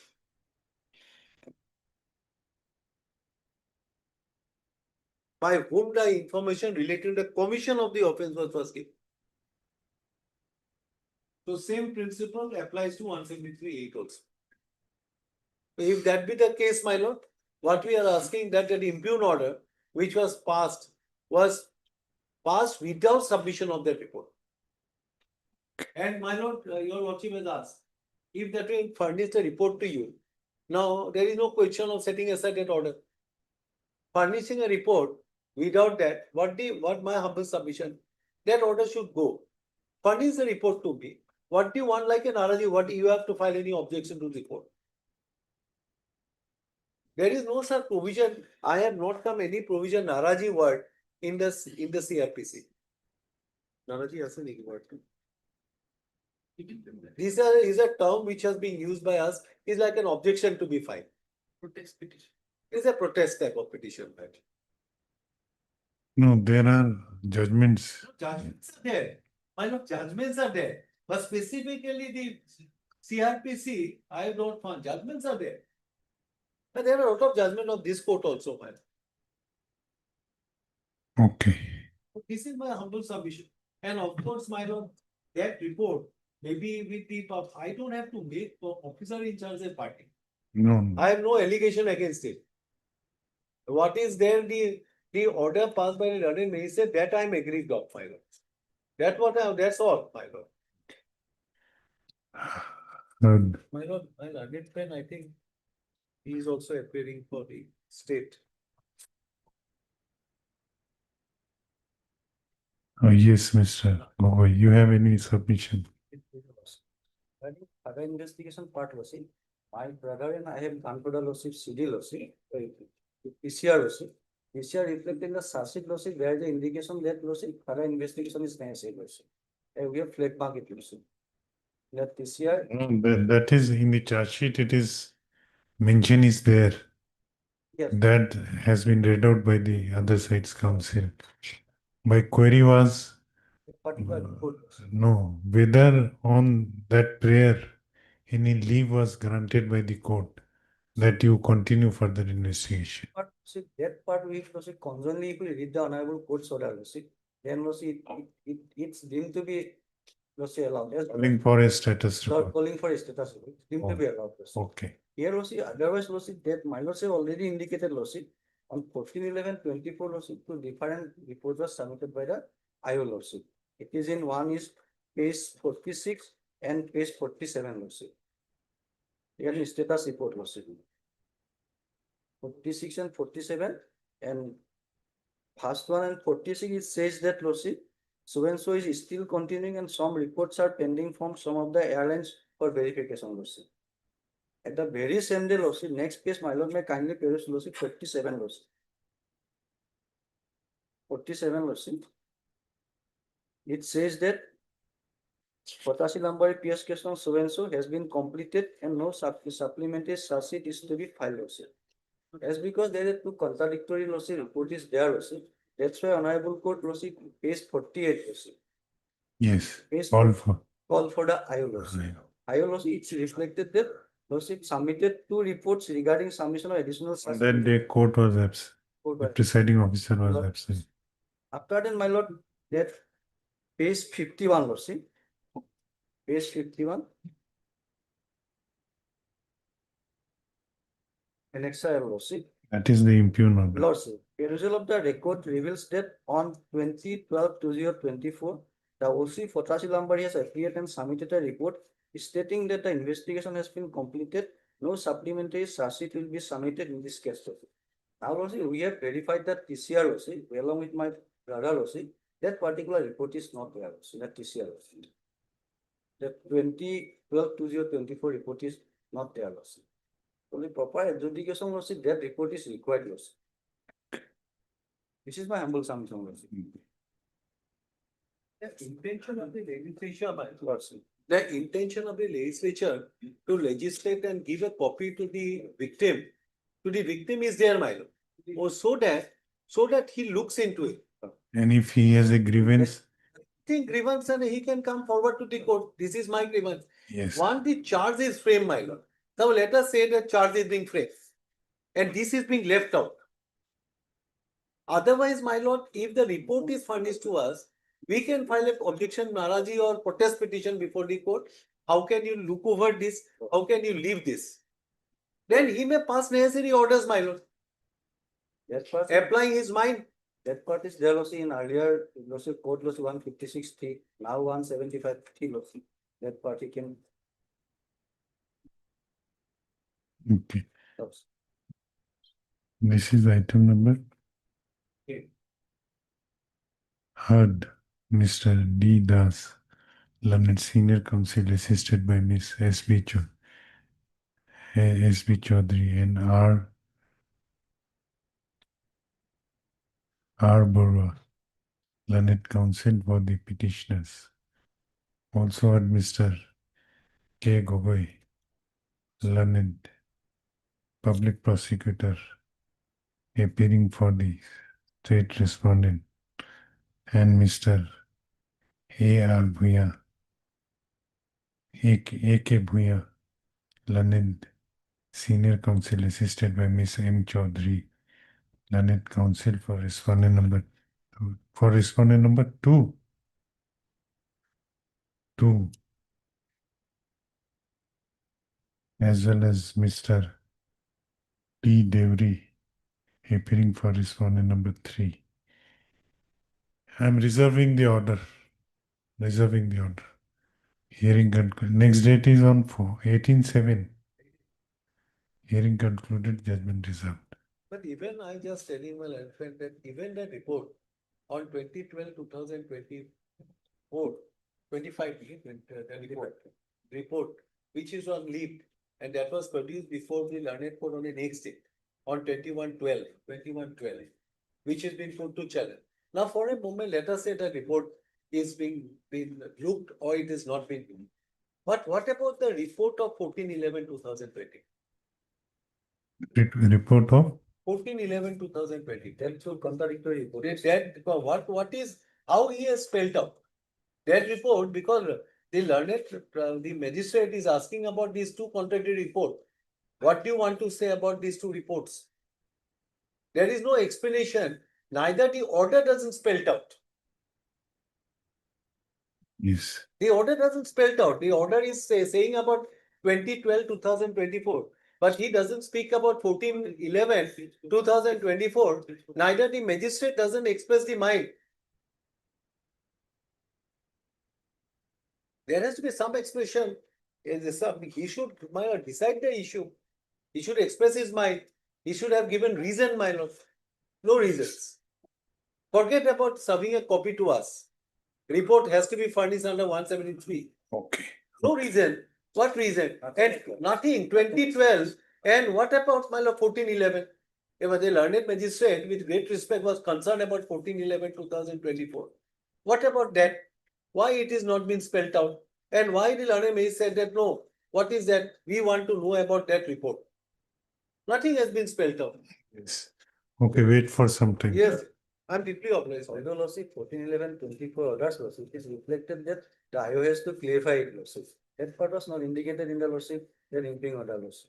In the impugn order, it is also not reflected that he has gone through the report. Yes. He has only narrated that on so and so date, the IO has submitted a report. Right. If you would express his mind. Let me go through it. Yes, I'm deeply obliged. Itu na lagi itu.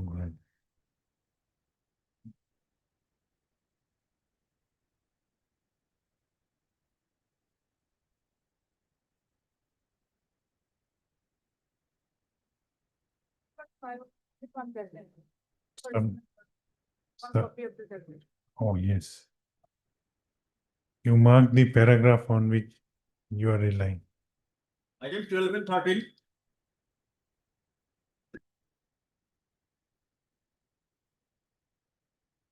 My lord, here against the Jimma and my lord, freezing of my bank account. My lord, last 4 occasions, my lord, the argument is done. My lord, I have given all the judgments. I have raised the point that in between seizing and freezing, the mandatory provision of 102 and 106. So what happened?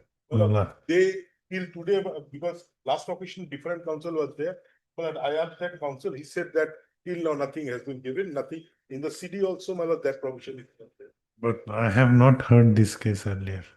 My lord, that is what, my lord, here the issue is, my lord, they have admitted to the fact my vehicle, my mobile, my everything, that was, they are entitled to, my lord, I am entitled to get through because of that 2003 of Sundar Ambala case. But regarding my bank account, my lord, earlier count, because last occasion, the order that is impugned, my lord, here the affair is at page 20, my lord. On 28/11/25, on the same day. When the case diary is there. Case diary is there, my lord. As regards my lord, the seizure of my. Where is the impugn order? The impugn order is 12/1/26, page 16.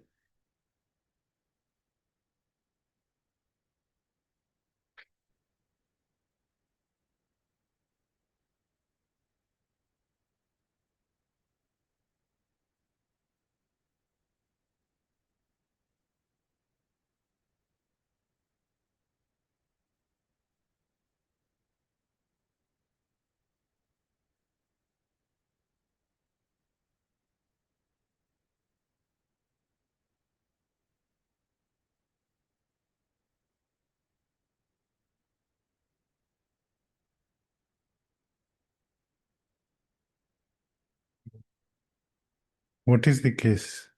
Well, the FIR is at page, your lordship will find at page 20. Yes, what is the case? This is Malad. Some allegations are there and they have freezed our bank account. And Malad, my Mahindra Scorpio, my iPhone, mobile, everything has been seized by them. Last occasion, the council who was there, he was willing to Malad this Mahindra vehicle and iPhone and Galaxy Ultra mobile, they are willing to, Malad, they say they have no objection to that. But as because seizure and freezing of my bank account, I raised the point of Malad and I've given 3 judgments which are in the records that in between seizing and freezing, they have not complied with 1062 and earlier 10. And last occasion, Malad, my friend who was there, he said that he was not been able to find out. That's argument, and I have raised that. Now you have to forget about last occasion because Malad, you have 4 occasions I'm doing the same thing. I was not there.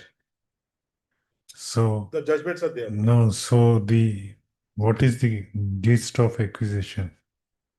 What has been alleged against you? The seizure list are there, Malad. Your lordship will find at page 14.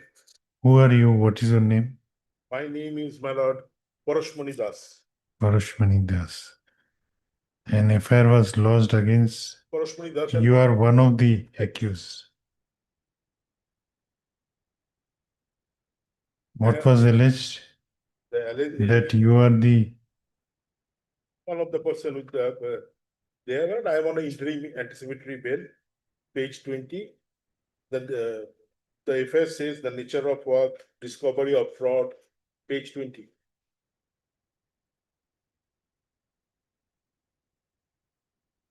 No, what was the allegation? Malad, may I read it the FIR, the allegation will come.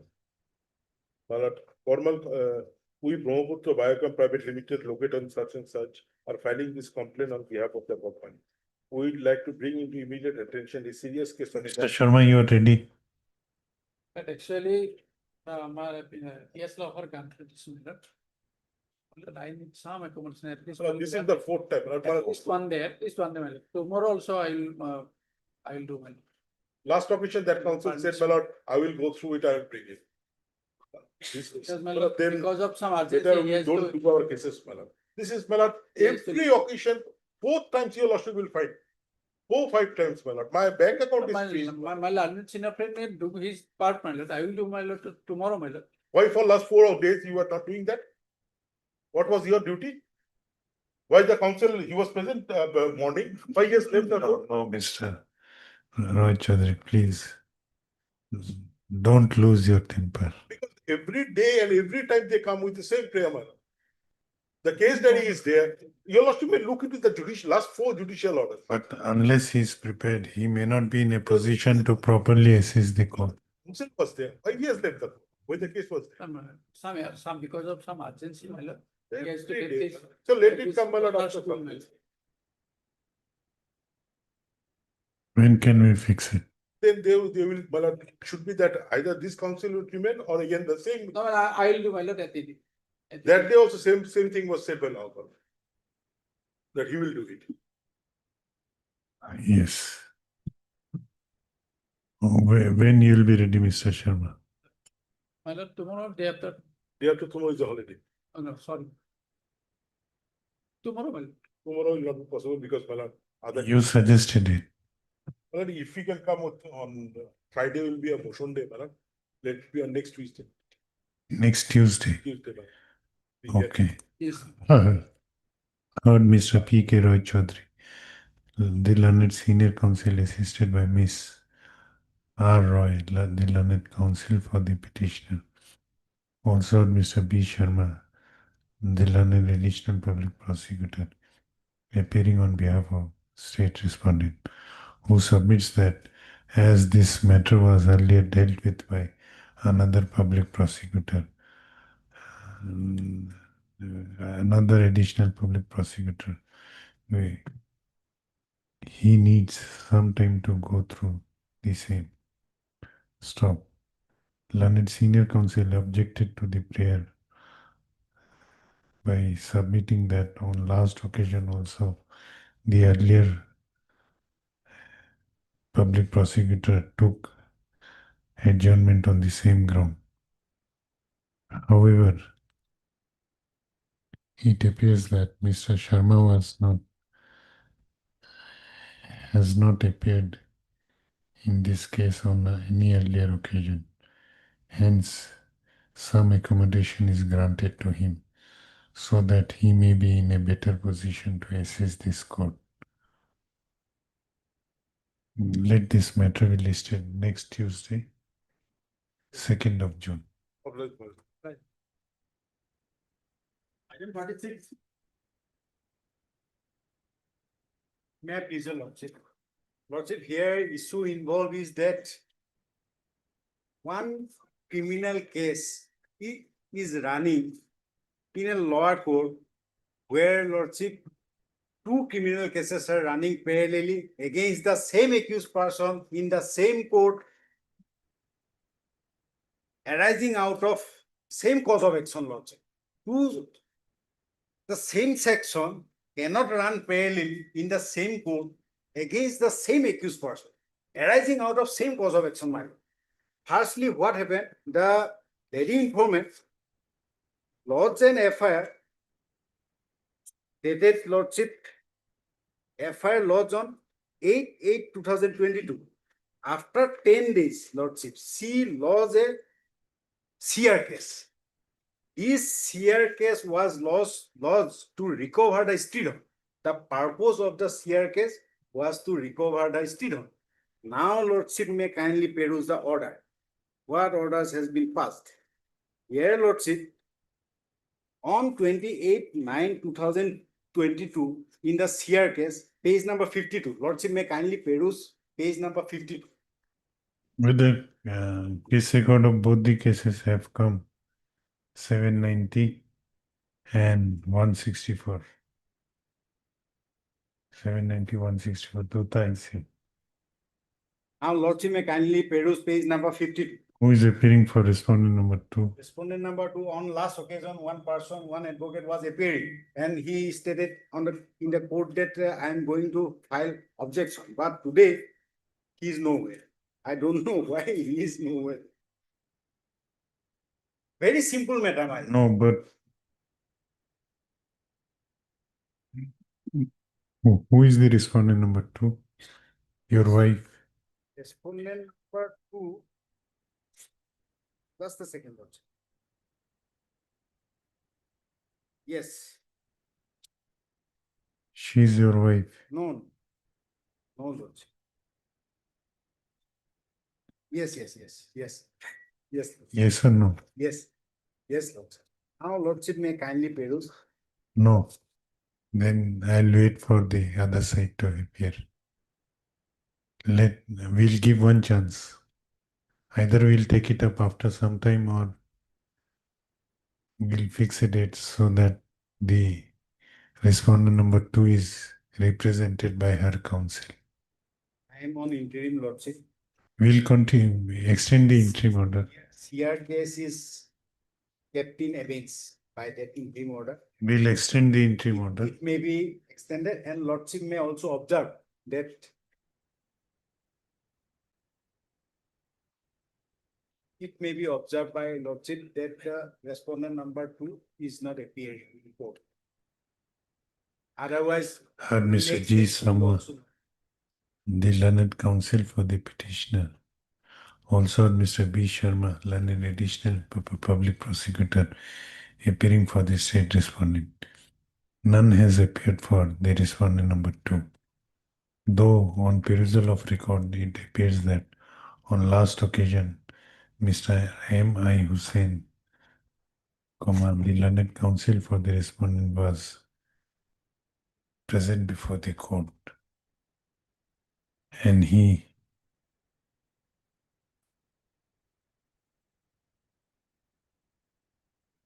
present before the court. Stop. Considering the nature of issue involved in this case, this court intends to give respondent number 2 one more chance before proceeding with this petition in her absence. Stop. Accordingly, let this matter be listed. 18th of June. Of June, of like, DB of that. 18th of June. The interim order granted earlier shall continue till next date. Item 24.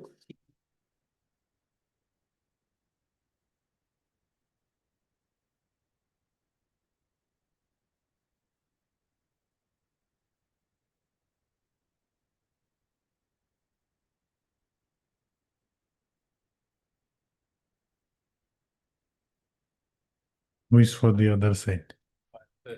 I chose him, man. I have informed me today, man, that. You have informed him Yes, but. what he said. Yes, some personal box, I left the. Now what you propose? He says that he wants to compromise the matter, but then his presence is. Okay. Then give an attempt for compromise. Heard Mr. P. Kotoki, learned senior counsel, assisted by Ms. N. Kashyap, learned counsel for the petitioner. None is present on behalf of the state is also a party. No. None is present on behalf of the respondent. However, learned senior counsel for the petitioner submits that the counsel for the respondent has met him and has indicated that there is a possibility of arriving at an amicable settlement. What is the matter in this case? This happens to be a contractor, my lord. There was a news item published in the newspaper, my lord. Sum of rupees 1 lakh was issued, my lord. Out of 45,000 was given by the executive to the complainant for supply of stationery materials. Another 55,000 was distributed by the executive engineer among the officials of the office of the executive. So actually, there is no defamatory allegation, imputation against the. So, a complaint case was filed. Complaint was Alleging what? Alleging What offense? 500, 501, 34. Okay, defamation. Different. One last line. Last. Between the parties, considering the submissions, the matter is adjourned for the day so as to give an opportunity to both the parties to reach an amicable settlement if it in this case. Let this matter be listed. After vacation, Yes. let this matter be listed on 30th July. The interim shall continue till next day. Item 25.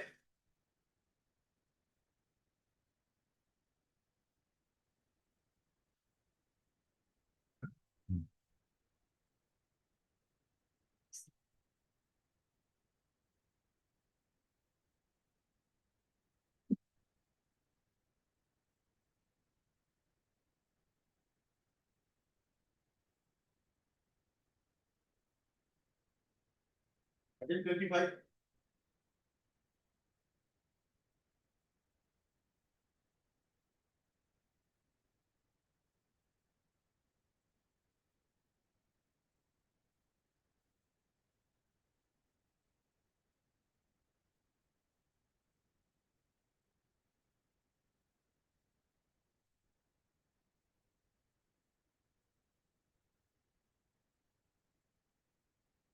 None has appeared for the petitioner on call. Let this matter be listed after 2 weeks on a date to be fixed by the district. Item 29.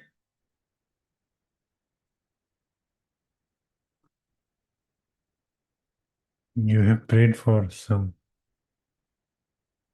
They will continue, I could have continued, I have completed some part. But this is related with regard to the forge bill. We'll adjourn it for the day. Heard. You are appearing. You are appearing for?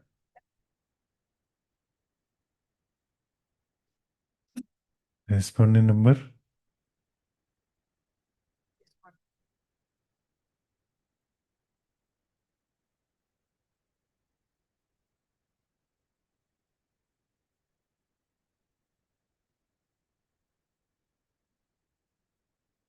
We are adjourning the matter. Respondent number?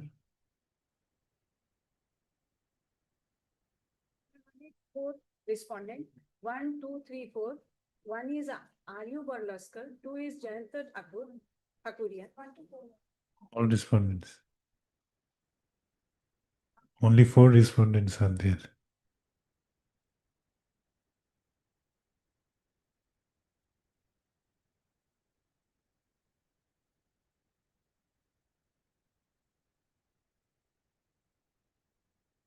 You are appearing for all of them.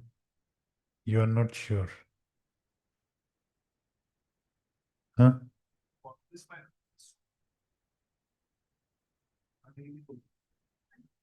1, 2, 4. Okay. Yes, Miss Kumari. We'll adjourn the matter today. Heard Miss M. Kumari, learned counsel for the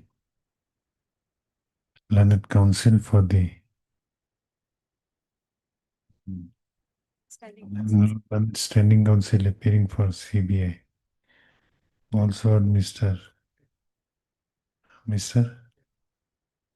S.B. Laskar appearing for respondent number 1 to 4 on request of learned counsel for the petitioner. She is praying for an adjournment.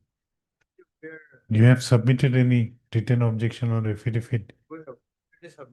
You have not furnished copy of that.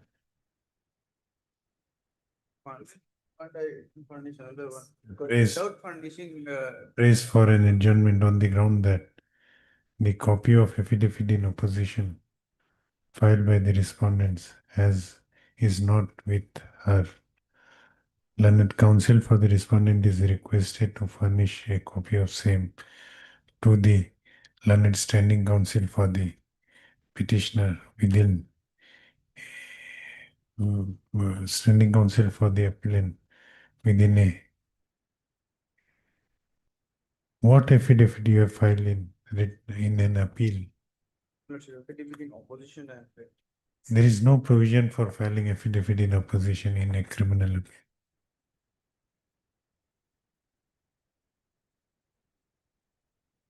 Still, you file a let this matter be listed again after 4 weeks.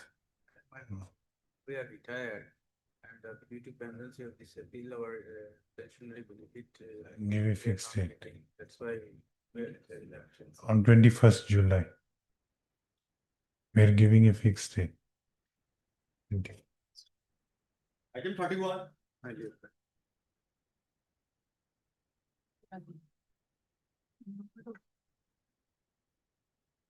So this matter, I am led by Current General Mr. J. Kamal. There is some personal difficulty. We have found that Mr. N.K. Kalita, learned counsel for the petitioner who submits that, who prays for an adjournment on the ground that the conducting senior counsel who is leading him in this case has some personal difficulty. Miss S. Nazneen, learned counsel for respondent number 2, does not oppose the prayer. Neither Mr. K. Bashir, learned additional public prosecutor, oppose the prayer, hence same is allowed.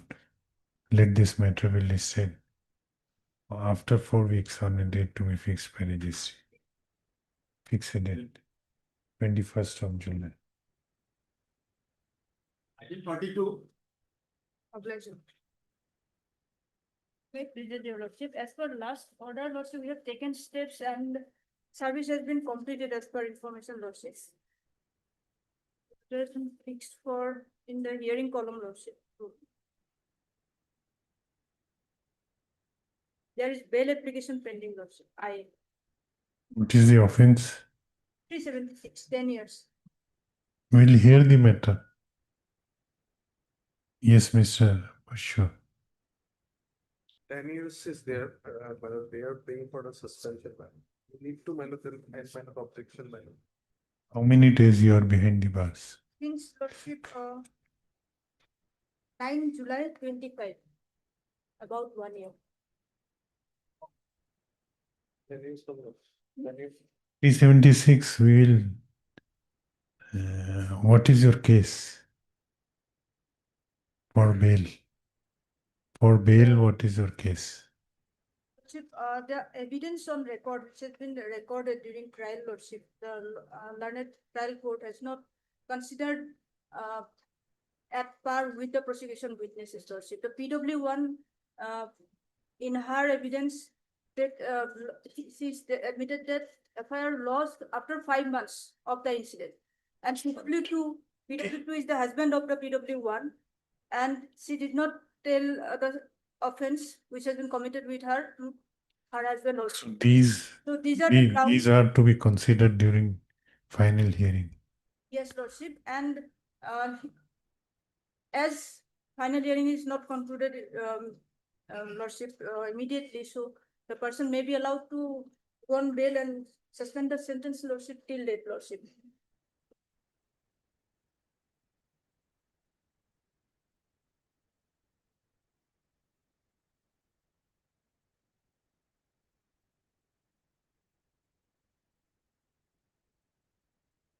Records have been received otherwise. You have a good case or bad case, Ms. Chaudhary? I have a good case because Then the evidences are not put forward. if you think that you have a good case, then we'll hear the matter finally. Final hearing. Then even if your appeal is dismissed, you will not have any regret. Lordship, But if you have a good case, it may be allowed also. So instead of going for deciding IA now and dismissing it, as Lordship thinks. heard Miss M or N, heard Miss N Chaudhary, learned counsel for the appellant. Also heard Mr. K. Bashir, learned additional public prosecutor. The office note dated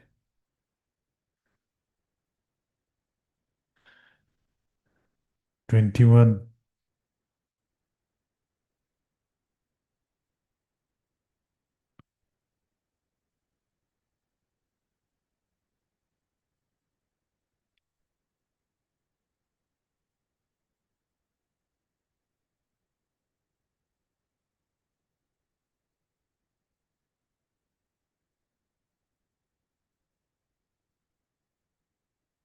What is the service report? X.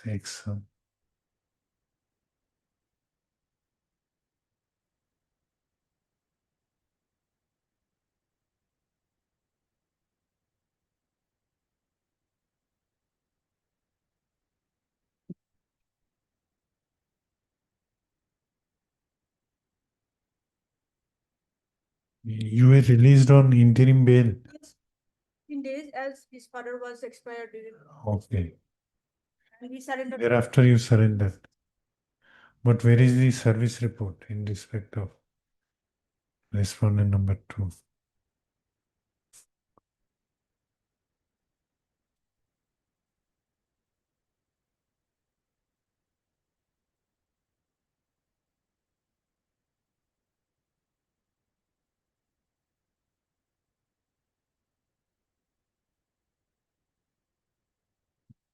On perusal of the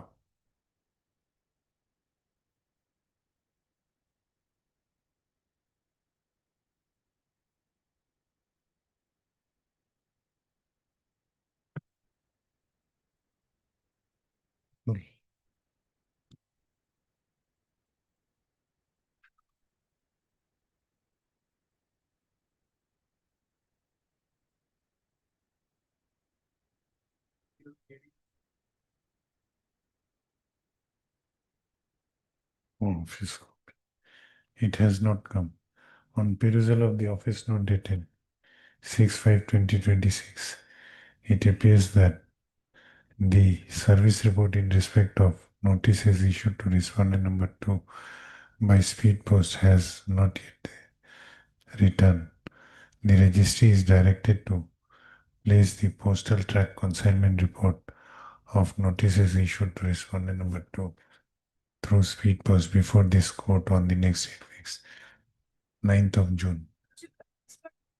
Received it's not received. But there is no indication. In the note sheet, there is no clarification. Yes, we will see from the, or you show how we can, what is the basis of your information? Lordship, it will come up for hearing, Lordship, finally. 9th, it will not come for final hearing. On 9th, we will fix a date. And if they want to file any objection, they file. Yes, in the meanwhile, the state respondent may file any objection against the prayer for suspension of sentence made in the connected interlocutory application. The extra copy may be provided by of the IM. The petitioner shall furnish an extra copy of the interlocutory application along with annexures to the learned additional public prosecutor within 2 days from the date of this order. Item 33 and 34.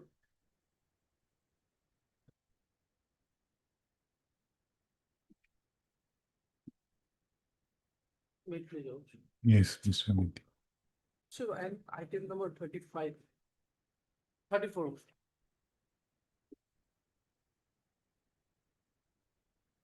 Who is in 33?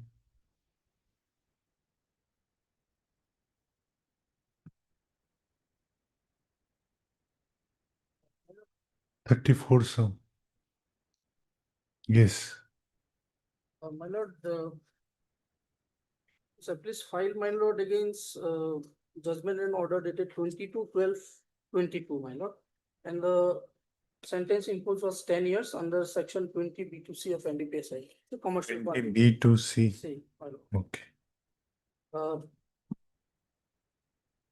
My lord, here in this case, my lord, the FIR, my lord, if my lord will take our IA, my lord, we have annexed all the evidences and seizure list. I 456, my lord.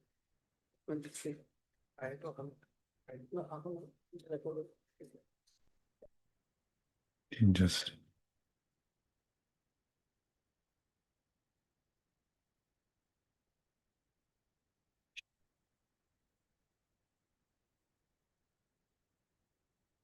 Well, in this case, there are so many contradictions, but I'll harp on just 4 points, my lord, which are very vital under NDPS Act. FIR, There's a bit, my lord. My lord, here in this matter, my lord, the trial court record, my lord, receipt, my lord. So today I am not able to go through entire, my lord, record. my lord, Either, my lord, here, they can 10 years imprisonment, they have already, my lord, they are behind the bars for more than 6 years, 3 months, my lord. More than half of the imprisonment. And my lord, just 4 points I will submit, my lord. First, my lord, But only, my lord, short accommodation I am paying for, my lord. Lord, every time this is happening, my lord. Or, my lord, Yes, it they- may be part hard, my lord. Their part, my lord, they may, my lord, submit, my. no carton. Just 4 major points, my lord. If my lord is satisfied, my lord. I am ready to hear, but I will not keep it part-word. We'll hear you so that you can come prepared. Because, may I? Yes. In this case, my lord, first point, my lord. But we'll grant accommodation to additional public prosecutor. Yes. First, my lord, I will just first narrate those 4 points, my lord. First, in this case. What is the brief fact? What happened? Brief fact is that on the basis of an information the police has carried out a Naka checking and intercepted a Swift car on 15/2/2020. And they realized that they have recovered 30 kgs of ganjas. And after that, at the instance of the arrested persons, they have recovered another 75 kgs of ganjas from the house of one Jayanta Doimari. So, Who are you? I am Nijut Bormoholia. And who is petitioner in? What is your name? Jayanta Doimari. Has not preferred any UP. Okay. 75 kg. 5 plus 30, my lord, 105 kgs total. But here, my lord, And both the appellants of 34 and 35 were found in the Swift car. Swift car, as per their allegation. Okay.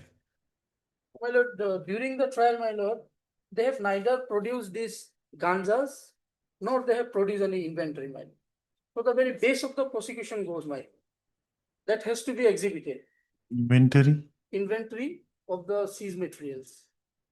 Because the No, neither the contraband was exhibited nor the inventory. the inventory, my Okay. lord. The base of the prosecution goes, my lord. Why inventory was not produced? In cross-examination, they have admitted that they have not prepared any inventory. Oh, my. I'll point out, my lord. And secondly, my lord, the seizure list. All the seizure witnesses, they have stated a different fact. They have said that it was not seized in their presence, my lord. The signatures were taken, some of the signatures taken at home, some at the police station, like that. I'll point out that also. And thirdly, my lord, the samples were not drawn before the magistrate, admittedly, it was drawn on the spot. And fourthly, my lord, the seizing officer, neither the seizing officer nor the investigating officer, they have given any evidence as to sealing of either the samples or the, my lord, contrabands. Because the seizing officer says that seal was not done in my presence, sealing was not done in my presence. And the IO says that all the seizing and sealing were done by the seizing officer. So, in a NDPS case, my lord, there is no evidence whether it was sealed or not. One says it was sealed by IO says it was sealed by seizing officer, my lord. And there is no evidence as to if sealed, what was the impression of the seal. And lastly, my lord, the samples were drawn on 15/2/2020. And FSL has received Seizure was made on that day. samples were also taken on the spot as per Okay. their question. And it was received by the FSL on. Who took the sample? Samples were taken by the seizing officer, but he says that it was not sealed in my presence. I'll show you. Okay. And the samples were drawn on 15/2/2020 as per the version of seizing officer, and the forensic laboratory, it was received on 19/2/2020. So during these 4 days, my lord, where these were kept, they have neither produced the Malkhana register nor examined the messenger, my lord. So in a case where there is no evidence as to sealing and impression of the seal, my lord, the non-explanation of this 4 days custody of this sample, that is vital, my lord. So these are my 4 points. There are other contradictions also, but I will not go into that. My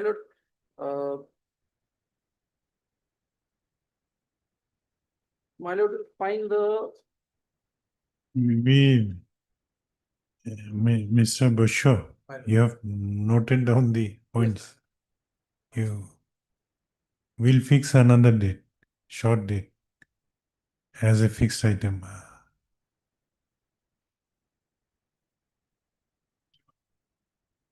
What are your grounds?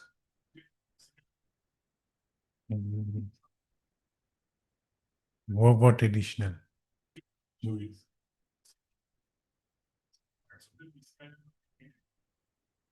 Actually seeking accommodation for anti-close. as the 1833 is heavily read. Some of the, some portions of the ACI are not there.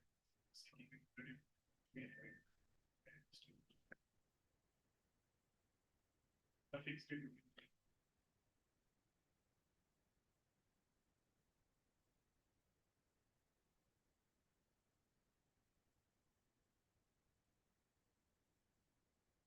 Okay, when you will be ready?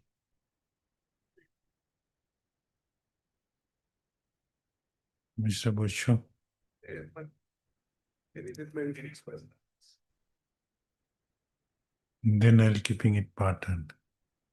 Heard Mr. D.K. Mehdi, learned counsel for the appellant in criminal appeal number 192/2023. Also heard Mr. What is your name?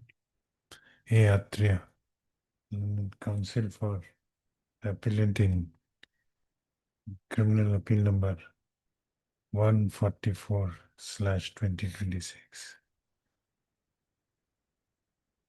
Though the learned counsel for the appellant has made his initial submissions in this appeal, however, learned additional public prosecutor Mr. K. Busher has prayed for an adjournment